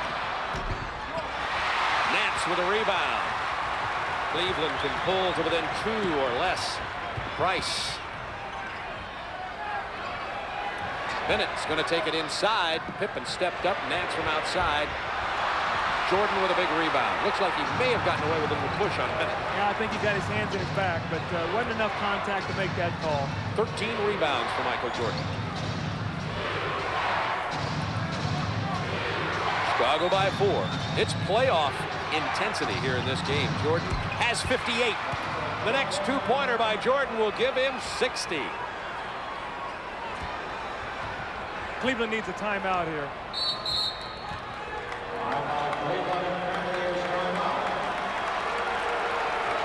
We've got a timeout on the floor with 4:37 remaining in this ball game. Chicago leading 98-92. Let's have a look at Michael Jordan getting loose from Bennett. Well, you're going to see what happens here. First, Scottie Pippen's going to give him a little bump, and he's going to come off. But the big thing is Brad Daugherty stays locked to Bill Cartwright. If we'll roll this, we'll take a look. He comes locked up, and you're going to see it right here as he keeps going. Keep Michael Jordan going. Here's Brad Daugherty's got to show out here and prevent this pass. He's all the way back here. Winston Bennett doesn't have a chance. Brad Daugherty's got to give the man some help on that play. It's a 6-point Chicago lead. 4:37 remaining in the game. Michael Jordan has 58 points. Karl Malone at 61.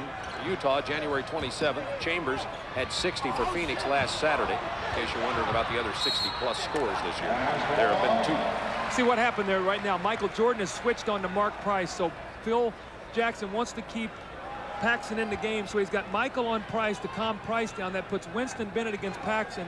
They'll try to go right to the post with Winston Bennett. Price, by the way, has been silent in the 4th quarter after having 25 points and playing very big offensively earlier.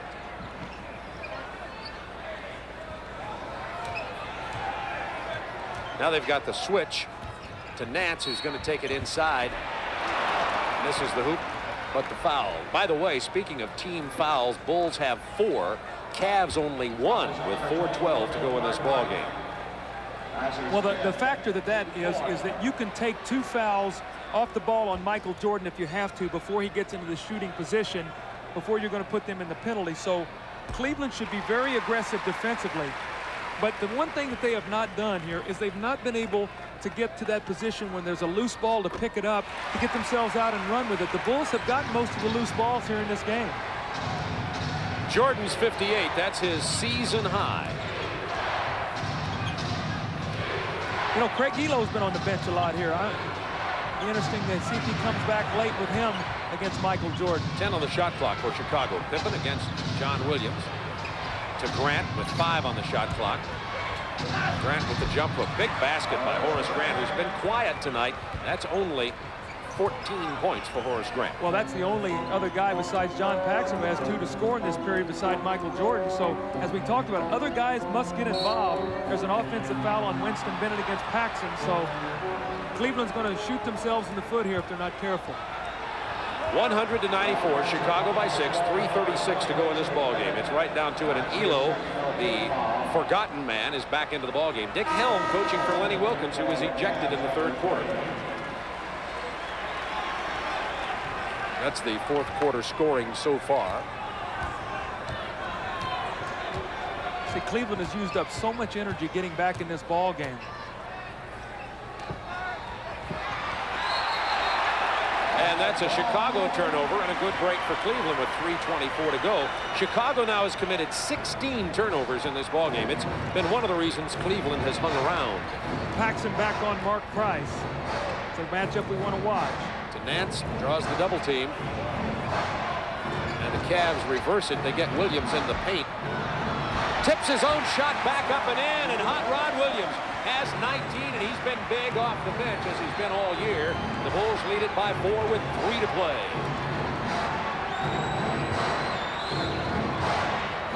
Cleveland looking for a stop here. Nance against Pippen. Elo trying to deny Jordan the ball. 6 on the shot clock. 4, 3. And we've got another Chicago turnover. It's a Cleveland ball. See, Cleveland has upped the intensity of their defense. They've kept the ball away from Michael Jordan. Quickly down to Nance, who hits Williams for the jam. It's a 2-point game at Richfield Coliseum. Michael Jordan has got to get the ball in his hands right now and deliver. Jordan looking for his 59th and 60th points. He's got them. 60 points for Jordan. See, you got to get the ball in his hands late in the game because there's a block. Paxson's out of the ball game. That's 6 on Paxson. Mark Price will go to the line. And that's the 15th foul against the Bulls. So they're in the penalty. Cleveland will be going to the line with 2:20 to go in the game.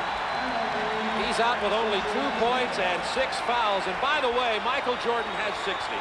He scored 63 versus Boston back in 1986, had 61 versus Detroit in 87, 61 versus Atlanta in 87, and now has 60 in this game. Those were 2 well-coached games, those last 2 years. Nice job, Doug. But I was going to say nice job on those. And Phil's done a great job of shooting for Michael here tonight. B.J. Armstrong in, Paxson out with the foul out. See, after a big game like that, when you go into your press conference, you got to talk about the great plays you ran to get him open. I noticed one way you said they got to get the ball in the hands of Michael. He just brought it up the court. See what happens late in the ball game. Bob, you got a couple fouls. Cleveland still has 3 fouls to waste, but they've only got, going here to the last 2 minutes, they really only have 2. So you keep the ball out of Michael's hands and make these other guys try to beat you. Don't let him get the basketball. Bulls by 2. B.J. Armstrong, the rookie, being hounded by Price. They get it to Jordan. Jordan defense by Elo. Wanted the lob to Grant. Got to make him shoot a jumper. Pippen with 10 on the clock. Into the paint, Pippen. Hot Rod Williams. Good defense. Rebound, Doherty. Cleveland can tie. We're in the 2-minute period. Remember also, Cleveland's got a foul to give. They also are a great 3-point shooting team. Remember that. Nance draws the triple team and the foul on Chicago. It's on Horace Grant.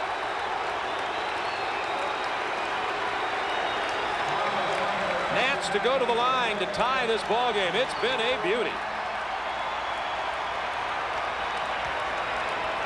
You're going to see a triple team on Larry Nance here. Cartwright, Horace Grant, and here comes Michael Jordan with the slap. Larry Nance now is pulling within 1, and the Chicago Bulls here have gone stagnant offensively. They have just not been able to score in the 4th period.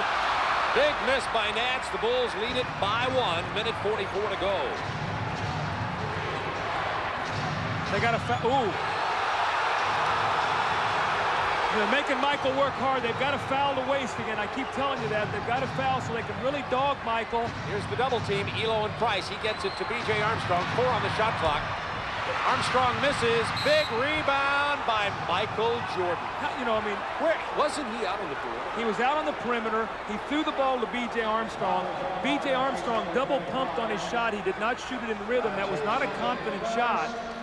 And then Jordan comes flying in for the rebound. This is just an unbelievable effort. Look at, here comes Michael Jordan. And a great rebound. Important here, this is not a shooting foul. Ball sideline out of bounds to Chicago. Cleveland had the foul to give. Chicago leads it by 1, has called timeout with 1:22 remaining.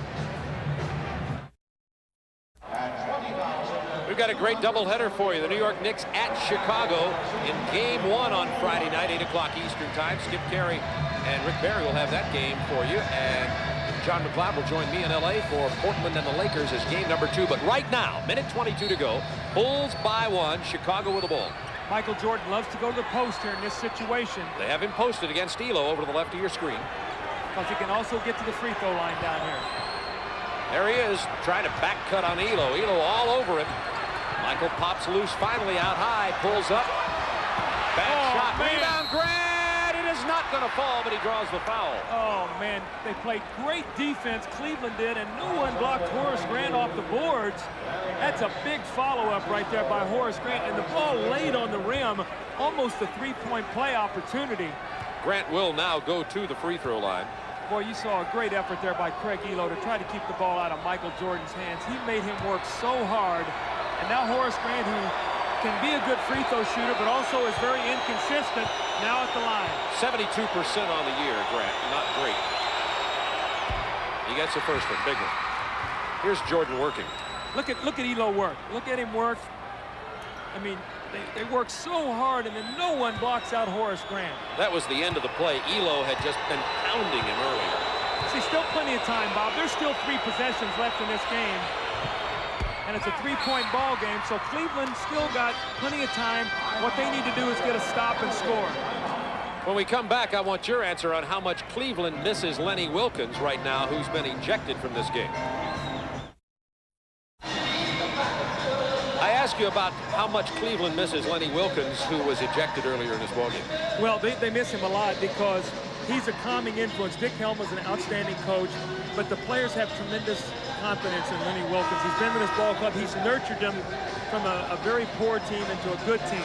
Now, what they like to do out of this, and I was kidding Mark Price before the game, they love to run Mark Price off 4 screens. They like for him to enter the ball and come off 4 screens and look for a shot, many times a 3. So be aware of Mark Price coming off of 4 screens for a jump shot. Speaking of Lenny Wilkens being out, Chicago led 69-58 since he was ejected. Cavs have outscored Chicago 43-35. But now they need him. And he's in the locker room biting his nails. Watch Mark Price now. If they run this high pick where John Williams will back pick, they're going to go screen there roll. It is. Price for 3. He doesn't get it. Rebound, Nance. It's a big one. They still got plenty of time. They really don't need a 3 right now. They still got plenty of time. Doherty sets the pick for Elo. Punched away by Jordan, but he's going to be called for the foul. With 49.8 seconds remaining in the game, and the Bulls leading it by 3. Cleveland knows they can move into the 8th and final playoff spot with a win tonight. See, Craig Elo's not a good foul shooter. You would think that the way he shoots the ball from the outside, but he is not a good free throw shooter. I think he's in the 60%. Craig Elo shoots 69%. Pulled a string on it. Didn't even look confident shooting that ball.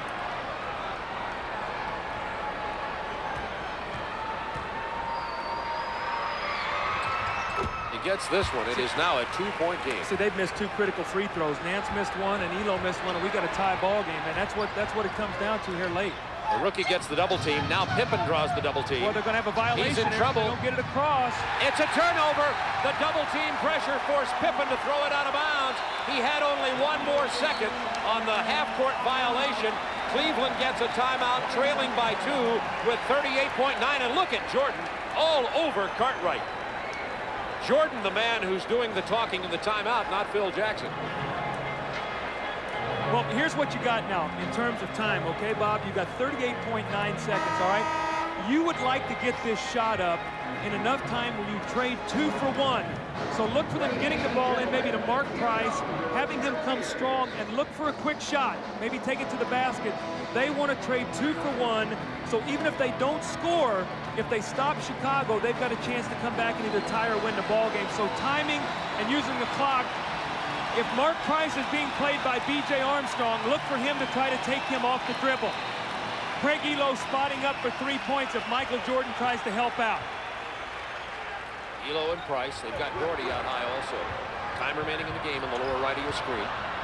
John Williams draws a triple team. Jordan with the steal nearly. Elo, bad shot. Jordan with the rebound, and the foul is on. Boy, it's on Elo. Cleveland tried to run a set play that time to get the ball into John Williams. They ended up getting a tough shot by Elo on the baseline, and then Michael Jordan with a great rebound. But in that situation, I don't like the second guess, but I like Mark Price going against B.J. Armstrong. Me too, clearly. Jordan at the line. He has 60, that's correct, 60 points in this game. His career high is 63 back in '86. He misses the free throw. A big miss with 22.9 left. It's a 2-point game. Now, see, even if Michael makes this shot, I don't like a three-pointer at this time unless it comes out of the flow, because there's still plenty of time to foul. It's a 3-point Chicago lead. Jordan has 61. That ties the most points scored in the NBA this year with Karl Malone, who scored 61 on January 27th. All right, Coach Collins, 22.9 remaining. Chicago by 3. Well, I don't run a set play to get a specific three-point shot. There's 22 seconds. I try to get the ball in. Again, I try to get it to Mark Price. Don't be surprised if Michael Jordan doesn't play Mark Price on this possession, okay? But I try to get something going to the basket. If the defense collapses and we pitch it and shoot a 3, that's one thing. Normally, in many times, teams will give you a quick basket to keep from fouling, or maybe you'll get something going to the basket. If you shoot a 3 and miss here, the game is over. So that's why at this amount of time, I don't like to do that. And they do have Armstrong on Price. Inbounding will be John Williams. Be aware of Scottie Pippen now trying to prevent Price from getting the ball coming inbounds. He'll double him up.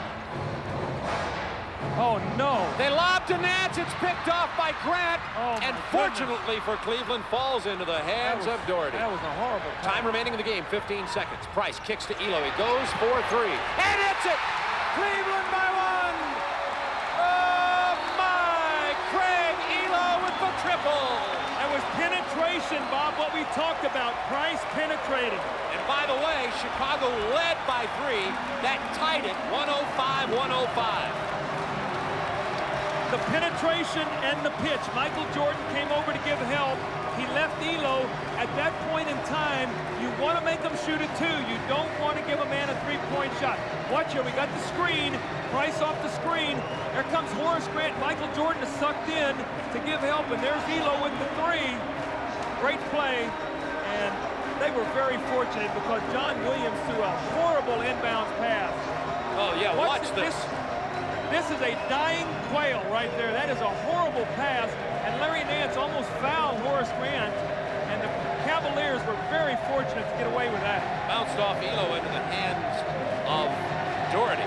That was Elo's 3rd three-pointer tonight, by the way, which tied it at 105, 11.3 remaining in this ball game. Now, I ask you about, as the Chicago coach here, you got to get it to Jordan. Yeah, well, right? Yes, yes, you're going to get the ball to Michael. What you're going to decide here is when do you want to go? And if you're Cleveland, okay, I don't know the timeout situation here. What is our timeout situation? Chicago has one and Cleveland has none. So the problem you have here with Cleveland, all right, if Chicago scores, you have no timeouts. You've got to go length to the floor. Now, I wouldn't be surprised to see them double up and force B.J. Armstrong to take the shot, get the ball out of Michael Jordan's hands. Could be a free throw line situation, too. How about fouling early, giving them only 2 and then having 10 seconds to come back? You never foul a team to give them the lead, Bob. Never. You know, you don't give a team a chance to go ahead of you because you have no timeouts. You can't get the ball to half court. I wouldn't have done that. I just wondered what you thought. Right. I would, of course, never have called it. All right, here we go. Time remaining in the lower right. Well, they're going to double up Michael Jordan here. It's tied. Jordan's going for 3. He does not get it. We're in overtime at Richfield Coliseum. Jordan ends regulation with 61 points. There's almost no doubt that Jordan is going to break his career high of 63 in this overtime period. Cleveland looking for the win, which would move them into the 8th and final playoff spot in the Eastern Conference. Bob, what you're going to see here, you see Bill Cartwright into play over here, and you see Michael Jordan. John Williams is not even worried about Bill Cartwright. His job is with Winston Bennett to double up Michael Jordan and chase him off the shot. They're not even worried about Bill Cartwright, and you're going to see John Williams does a tremendous job, he and Winston Bennett. As the time runs down, Jordan has nowhere to go. Nobody to pass it to for a good shot. None of the Bulls are inside. Jordan misses at the buzzer. It's overtime, tied at 105. It has been a beautiful game. Chicago led by as many as 15. Cleveland battled back. Wilkins has been ejected. Dick Helm has replaced him. Jordan has 61 points. What a ball game. This would be a very emotional victory for Cleveland, and especially one that they need so desperately right now. Michael Jordan has been absolutely sensational. The other guys have gotten out of the rhythm of the offense. Michael Jordan in the 4th quarter scored all but 6 of the points, and as a result, the rest of the guys then weren't into the flow. Michael has been sensational. And remember, someone has to step up. Remember, John Stockton fouled out earlier for Chicago. You see the overtime records of the two clubs. Shot clock down to 10 for Cleveland. Inside to Doherty. See, Cartwright's got 5 fouls, too. They got to get the shot off. Elo for a long 3. Big rebound to Pippen. Not what Cleveland wanted. See, B.J. Armstrong here is going to get some open shots. Price is going to really help out against Michael Jordan. So B.J.'s got to look for his shot when it's there. Foul away from the ball. It's going to be on John Williams. See, Bob, right now at this point in the game, when we watch the jockeying around here in the post, psychologically, Cleveland's got to get the lead. At some point, they've got to get the lead. And right now, they have not been able to do that. Here's Jordan. That's a 2-pointer. He doesn't get it. Price tries to steal the rebound. Pavetta says it belongs to Chicago. See, Horace Grant, great effort that time on the offensive boards. John Williams had inside position on him. Horace kept it alive and is going to give Chicago a chance here now for another shot. I still say B.J. Armstrong is going to take a big shot here for Chicago. Mark Price is going to give some help. Looking for Jordan. Here's Elo on him.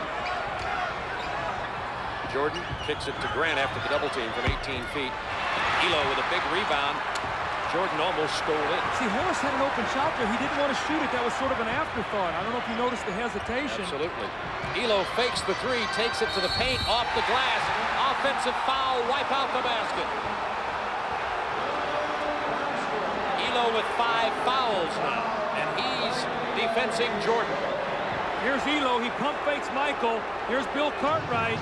That's a good call. Bill Cartwright was standing in the lane, and again, Chicago thwarts Cleveland from taking the lead. And really importantly, Elo, defensing Jordan, has 5 personal fouls. Here's Jordan. Here's Elo. The shot clock. Got to come double team him right now. Get it out of his hands. Jordan from 13. Jordan has 63, matching his career high, set back in '86 versus Boston in 2 overtimes.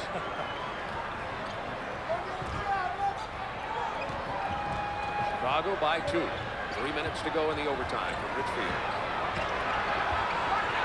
Williams nowhere to go. Jordan stripped it away. Jordan fouled by Nance. It's been Michael Jordan. How is this man not tired? I don't know how he's not tired. I mean, he's doing everything offensively. He comes down and double teams and strips John Williams in the post. Look at him. Here he comes. Look at the strength, and he just rips the ball loose. That's a good, clean steal. And he picks it up. Now he's waiting for the ball. Pippen inside to Cartwright. The fadeaway doesn't fall, but he draws the foul. Boy, I tell you what, Cleveland is really upset with the officiating. They felt that there was no warrant to that foul as Bill Cartwright faded away from the shot. And at the other end, they did not get that call, so they are very frustrated right now with the officiating. That's 2 on Doherty. It's 107-105, Chicago. 2:51 to go in overtime. Cleveland has been unable to score in the overtime period in 1 minute and 9 seconds. They've had a couple of opportunities. Once again, you talk about playoff basketball. That's what we're looking at here. You're talking about. And once again, who do you go to? As you pointed out earlier, you've got to look for the Cartwrights to come and play big for you. They got, you know, Bill Cartwright, you know what, stepped up and took an important offensive foul, and now he steps in and makes 2 free throws. So again, the little things, all right, that win basketball games. Cleveland needs to score on this possession. Price going by Armstrong off the glass, and the free throw, a 3-point opportunity for Price. You pointed that out at the beginning of this overtime period. Price against Armstrong. Well, that's a matchup. Mark Price, you know, and that's not to belittle B.J. Armstrong. B.J. Armstrong is a rookie. He's cutting his teeth right now. Actually, Bill Cartwright actually got a piece of that ball.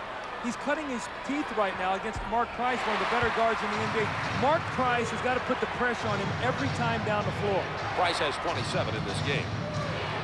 Make that 30 in this game. And here's Pippen, who lost the handle on it. Cavaliers trail by 1. What a big turnover. They need to take the lead here, Bob. I can't impress upon you enough the importance psychologically of them getting into the lead. They're trying to get it to Nance, posted down low. Pippen stepped around, committed the foul on the entry pass. And Pippen will have 5 personal fouls. Team foul situation, 4 against the Cavs, 2 against the Bulls, with 2:17 to go in overtime. 1-point ball game.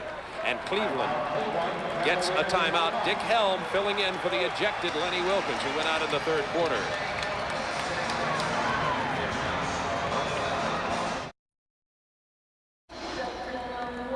If your heart can stand it, following this overtime thriller. Coming up next, the Dirty Dozen starring Lee Marvin. Stay with us right after the game here on TNT. 109-108 Chicago. 2:17 remaining. It is Cleveland basketball. Cleveland has 14 fouls, Bob. So right now, Chicago is in the penalty. Chicago only 2.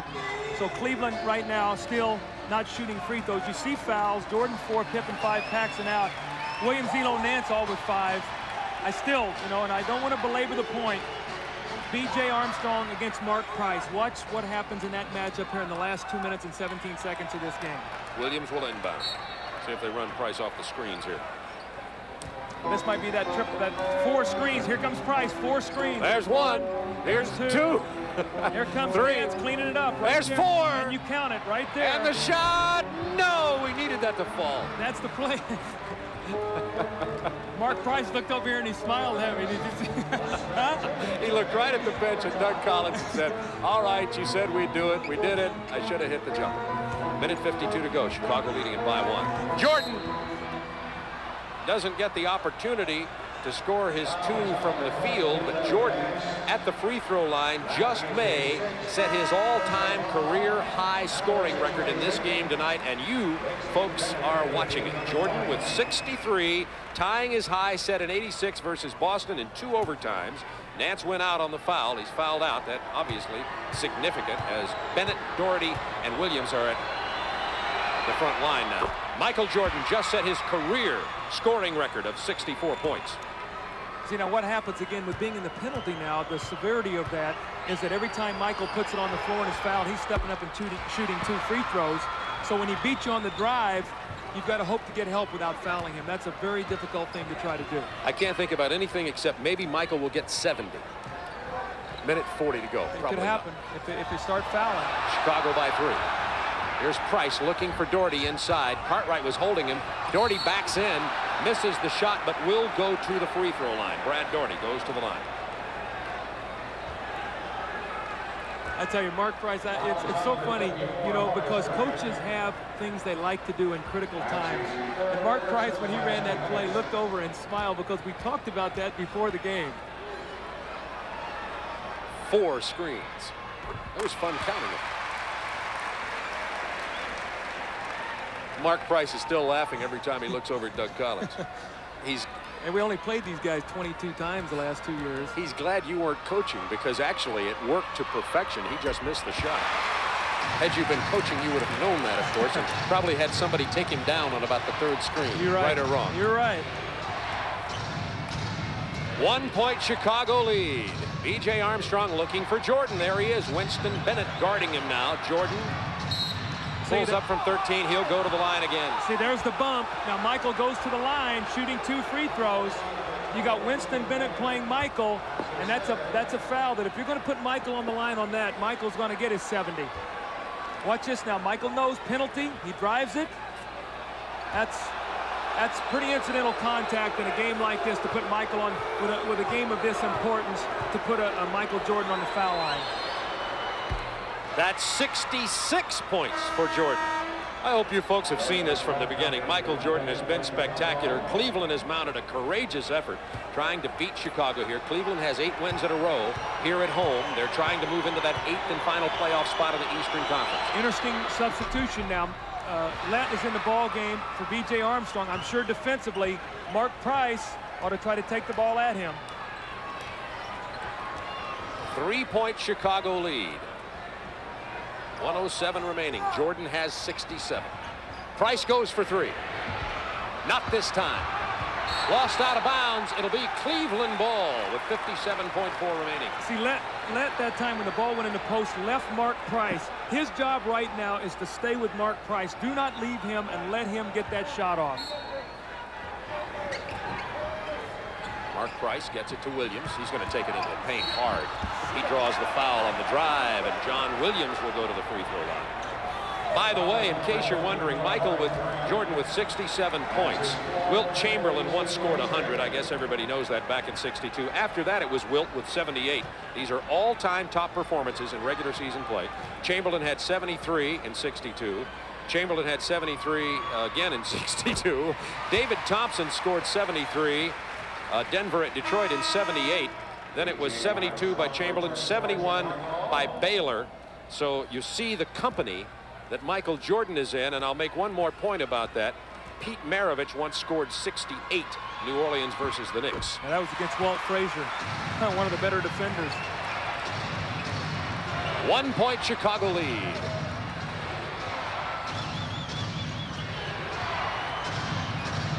Cleveland looking at that high trap. They've got Grant. Oh, Cartwright to Pippen. 10 on the shot clock for Chicago. Now Michael's going to drive it. There he is against Williams. The pull-up shot doesn't fall. Elo rebound. Cleveland could take the lead with 25 seconds to go.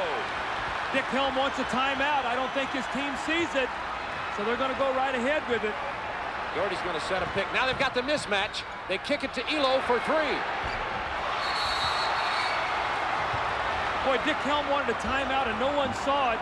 You got to keep the ball out of Michael Jordan's hands and then foul here on the inbounds play. Once again, Cleveland leads the league in 3-pointers, but not that time for a 3-pointer. They have to foul B.J. Armstrong, the rookie. But that was a chance for Cleveland to take the lead. They have, remember, psychologically, they have not done that yet in this ball game, and as a result, they've played uphill the whole time. Greg Elo, the good 3-point shooter, but that certainly wasn't the shot you'd think they would have been going for. And Phil Jackson breathes a sigh of relief. Michael Jordan with a sore right arm, 67 points in this game.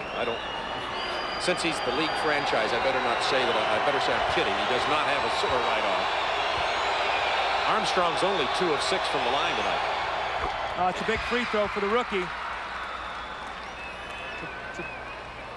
All the scores from around the league right after this game. Chicago by 2. Huge free throw by B.J. Armstrong right here. Oh, nothing but the bottom. 3-point Chicago lead. 10.7 to go in the game, and now Cleveland's got, correct me if I'm wrong, look for the 3. Yeah, and what you say, if you're Chicago, do you prevent them from getting a 3? Do you circle the line and force them to try to get inside to get a 2? But hey, Bob, I did a game in Detroit this year where, Detroit's down to Philadelphia 4 points with 9 seconds to go. Isaiah banks a 3. They get a steal and lay it in and end up going into overtime and winning the ball game. So, you know, this ball game is far from being over. Let's take a look at this Elo three-point attempt. He was open for it, and it looked on line. Well, you know, it was good penetration. You're going to watch Scottie Pippen. You see Michael Jordan, who's guarding Elo, help. But here comes Pippen at the last minute, and he gets a hand up and just distracts him just enough. And then the bad kick, the ball does not stay in play, and Chicago got a big break there. Chicago leads it by 3, 115-112, 10.7 seconds to go in overtime. You see Michael Jordan coaching on the bench down there, giving instructions to the Chicago team. Cavs trying to get into that 8th and final playoff spot. Well, you see they're at Miami. That's a winnable game. They have Indiana at home, which is very important because it's a head-to-head game in case those teams would tie. I think the series is 2-2 right now. At New York struggling, a winnable game. Atlanta at home, and then they also go to New Jersey. So some of the road games and at Orlando are winnable games. This is a devastating loss if Cleveland loses this game at home, although Bulls are playing great basketball. For Chicago, they've got a very favorable schedule. Home against New York, home Miami, Indiana, Orlando. I don't think Chicago is going to catch Detroit unless Detroit totally collapses. There's the three-pointers for the Cavaliers. 10.7 to go. They trail by 3. Michael Jordan on Mark Price. Defensively, they're going to put Michael. He's a better defender to try to chase Price away from him. They get the ball to Price, but he's got Jordan on him. Nice spin move, and he draws the hard foul from Jordan. He tried to grab him before he went down, but Jordan wanted to make sure that Mark Price didn't get the three-point opportunity. Well, that's a good foul by Michael. What you've done is now you put Price on the line. Now it's important now. Mark Price needs to make both these free throws. Michael chasing him, and when he sees he can shoot a 3, he fouls him. Now, in the CBA, that's 3 free throws. And I like the rule where if you foul a three-point shooter, it's 3 free throws because that prevents that foul from occurring. You've got to play tough defense without allowing that foul to happen. Oh, big miss. Big miss by Mark Price. And the foul, John Williams on Grant with 7.6 to go. Boy, that's a big miss. You know, Cleveland has been so close, but yet they just have not been able to finish it. And Price has had a spectacular game, if vastly overshadowed by Jordan. Price has 31 in this game. Chucky Brown is in to replace John Williams. Grant will go to the line. 72% free throw shooter, but as you pointed out, Doug, he is inconsistent. So let's see what Horace Grant does here. These two are big free throws because Chicago leads by 2. Misses the first one. Hey, you know, he misses this shot. Even if he makes it, if I'm Chicago, I got to think about as they're pushing the ball up the floor, if they don't call timeout, to foul again and not let him get a three-point shot off. Watch Michael Jordan against Chucky Brown for this rebound if there's a miss. Grant misses. Rebound Jordan past Chucky Brown. You heard Doug Collins call it. Unbelievable. He stole the rebound from Chucky Brown. And the reason Chucky Brown was in there is because Williams went to the bench with his 6th personal foul. See, Chucky Brown did not get, you know, Michael Jordan locked him up underneath the basket and pushed him. And, you know, you've got to be very, you know, you could just see it happening. And now Michael Jordan with 2 free throws will seal the game. And about 1 million rebounds for Jordan tonight also. That was his 18th rebound to go with 67 points. And 6 assists. Oh, he fell off in that area of his game tonight. Maybe he'll work on that in practice. Well, let me see then. Michael was 6 assists. That's 12. And how many points? 60, how many? Let me correct that to 7 now that we recheck the statistics. So 7, that's 14 points he accounted for, and then he has 67? Exactly. So what is that math? 81? He's accounted for 81 of the 115 points? Pretty good contribution tonight. Career high 67 points, and you folks were here to see it. And he's not finished. He's going to probably end up 1 short of the 70 mark, but this will tie him with Pete Maravich right there. Pete Maravich had 68 along with Wilt Chamberlain. Maravich scored his 68 in 1977. Cleveland is absolutely shell-shocked right now. They can't believe that Michael Jordan can continue to do this to him. This has been unbelievable. 69 points for Michael Jordan. And that puts Jordan in, let me just count them out loud here, 1, 2, 3, 4, 5, 6, 7, 8. 8th place all time on NBA scorers, and of those 8, 6 are held by Wilt Chamberlain. Only David Thompson and Elgin Baylor, other than Chamberlain, have scored more than Michael Jordan in a game. Well, let me tell you an interesting story about the David Thompson, all right? David Thompson scored that many points. What is it, 73? That was the last day of the season, all right? With those 73 points, he took the scoring lead over George Gervin by percentage points. George Gervin was playing in New Orleans against the Jazz on that particular night. He needed 60-something points in order to reclaim the scoring title. He scored 64 or 65 points against New Orleans to win by percentage points against David Thompson. That was the last game of the season that year. So just a little trivia there for you, Coach Neal. That's the all-time trivia remembrance of a significant historical fact as related to a player's career high in the NBA. That's right. A night of records. Michael Jordan has 69 points in this ball game.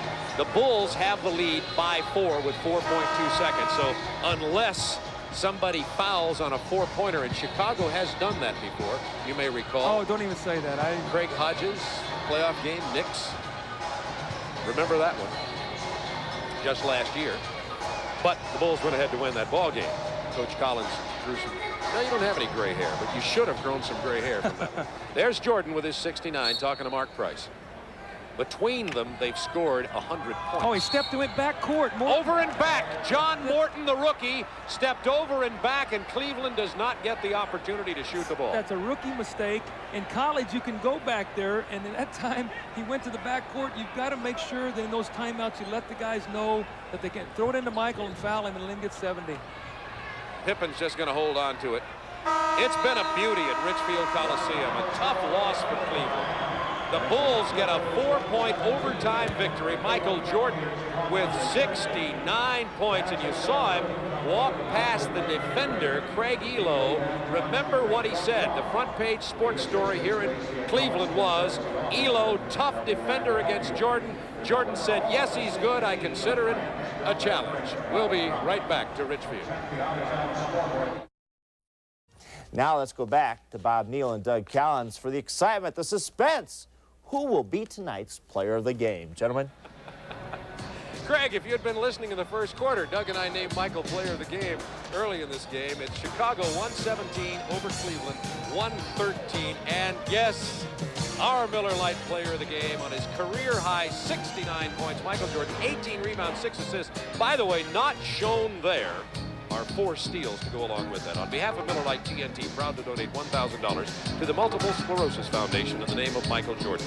Be sure to stay with TNT as NBA action continues with a Friday doubleheader. Knicks at the Bulls, followed by the Trail Blazers and Lakers, a big Pacific Division matchup. The whole doubleheader starts at 8 o'clock Eastern Time. So Michael Jordan puts on a show tonight, a courageous performance by the Cleveland Cavaliers trying to get that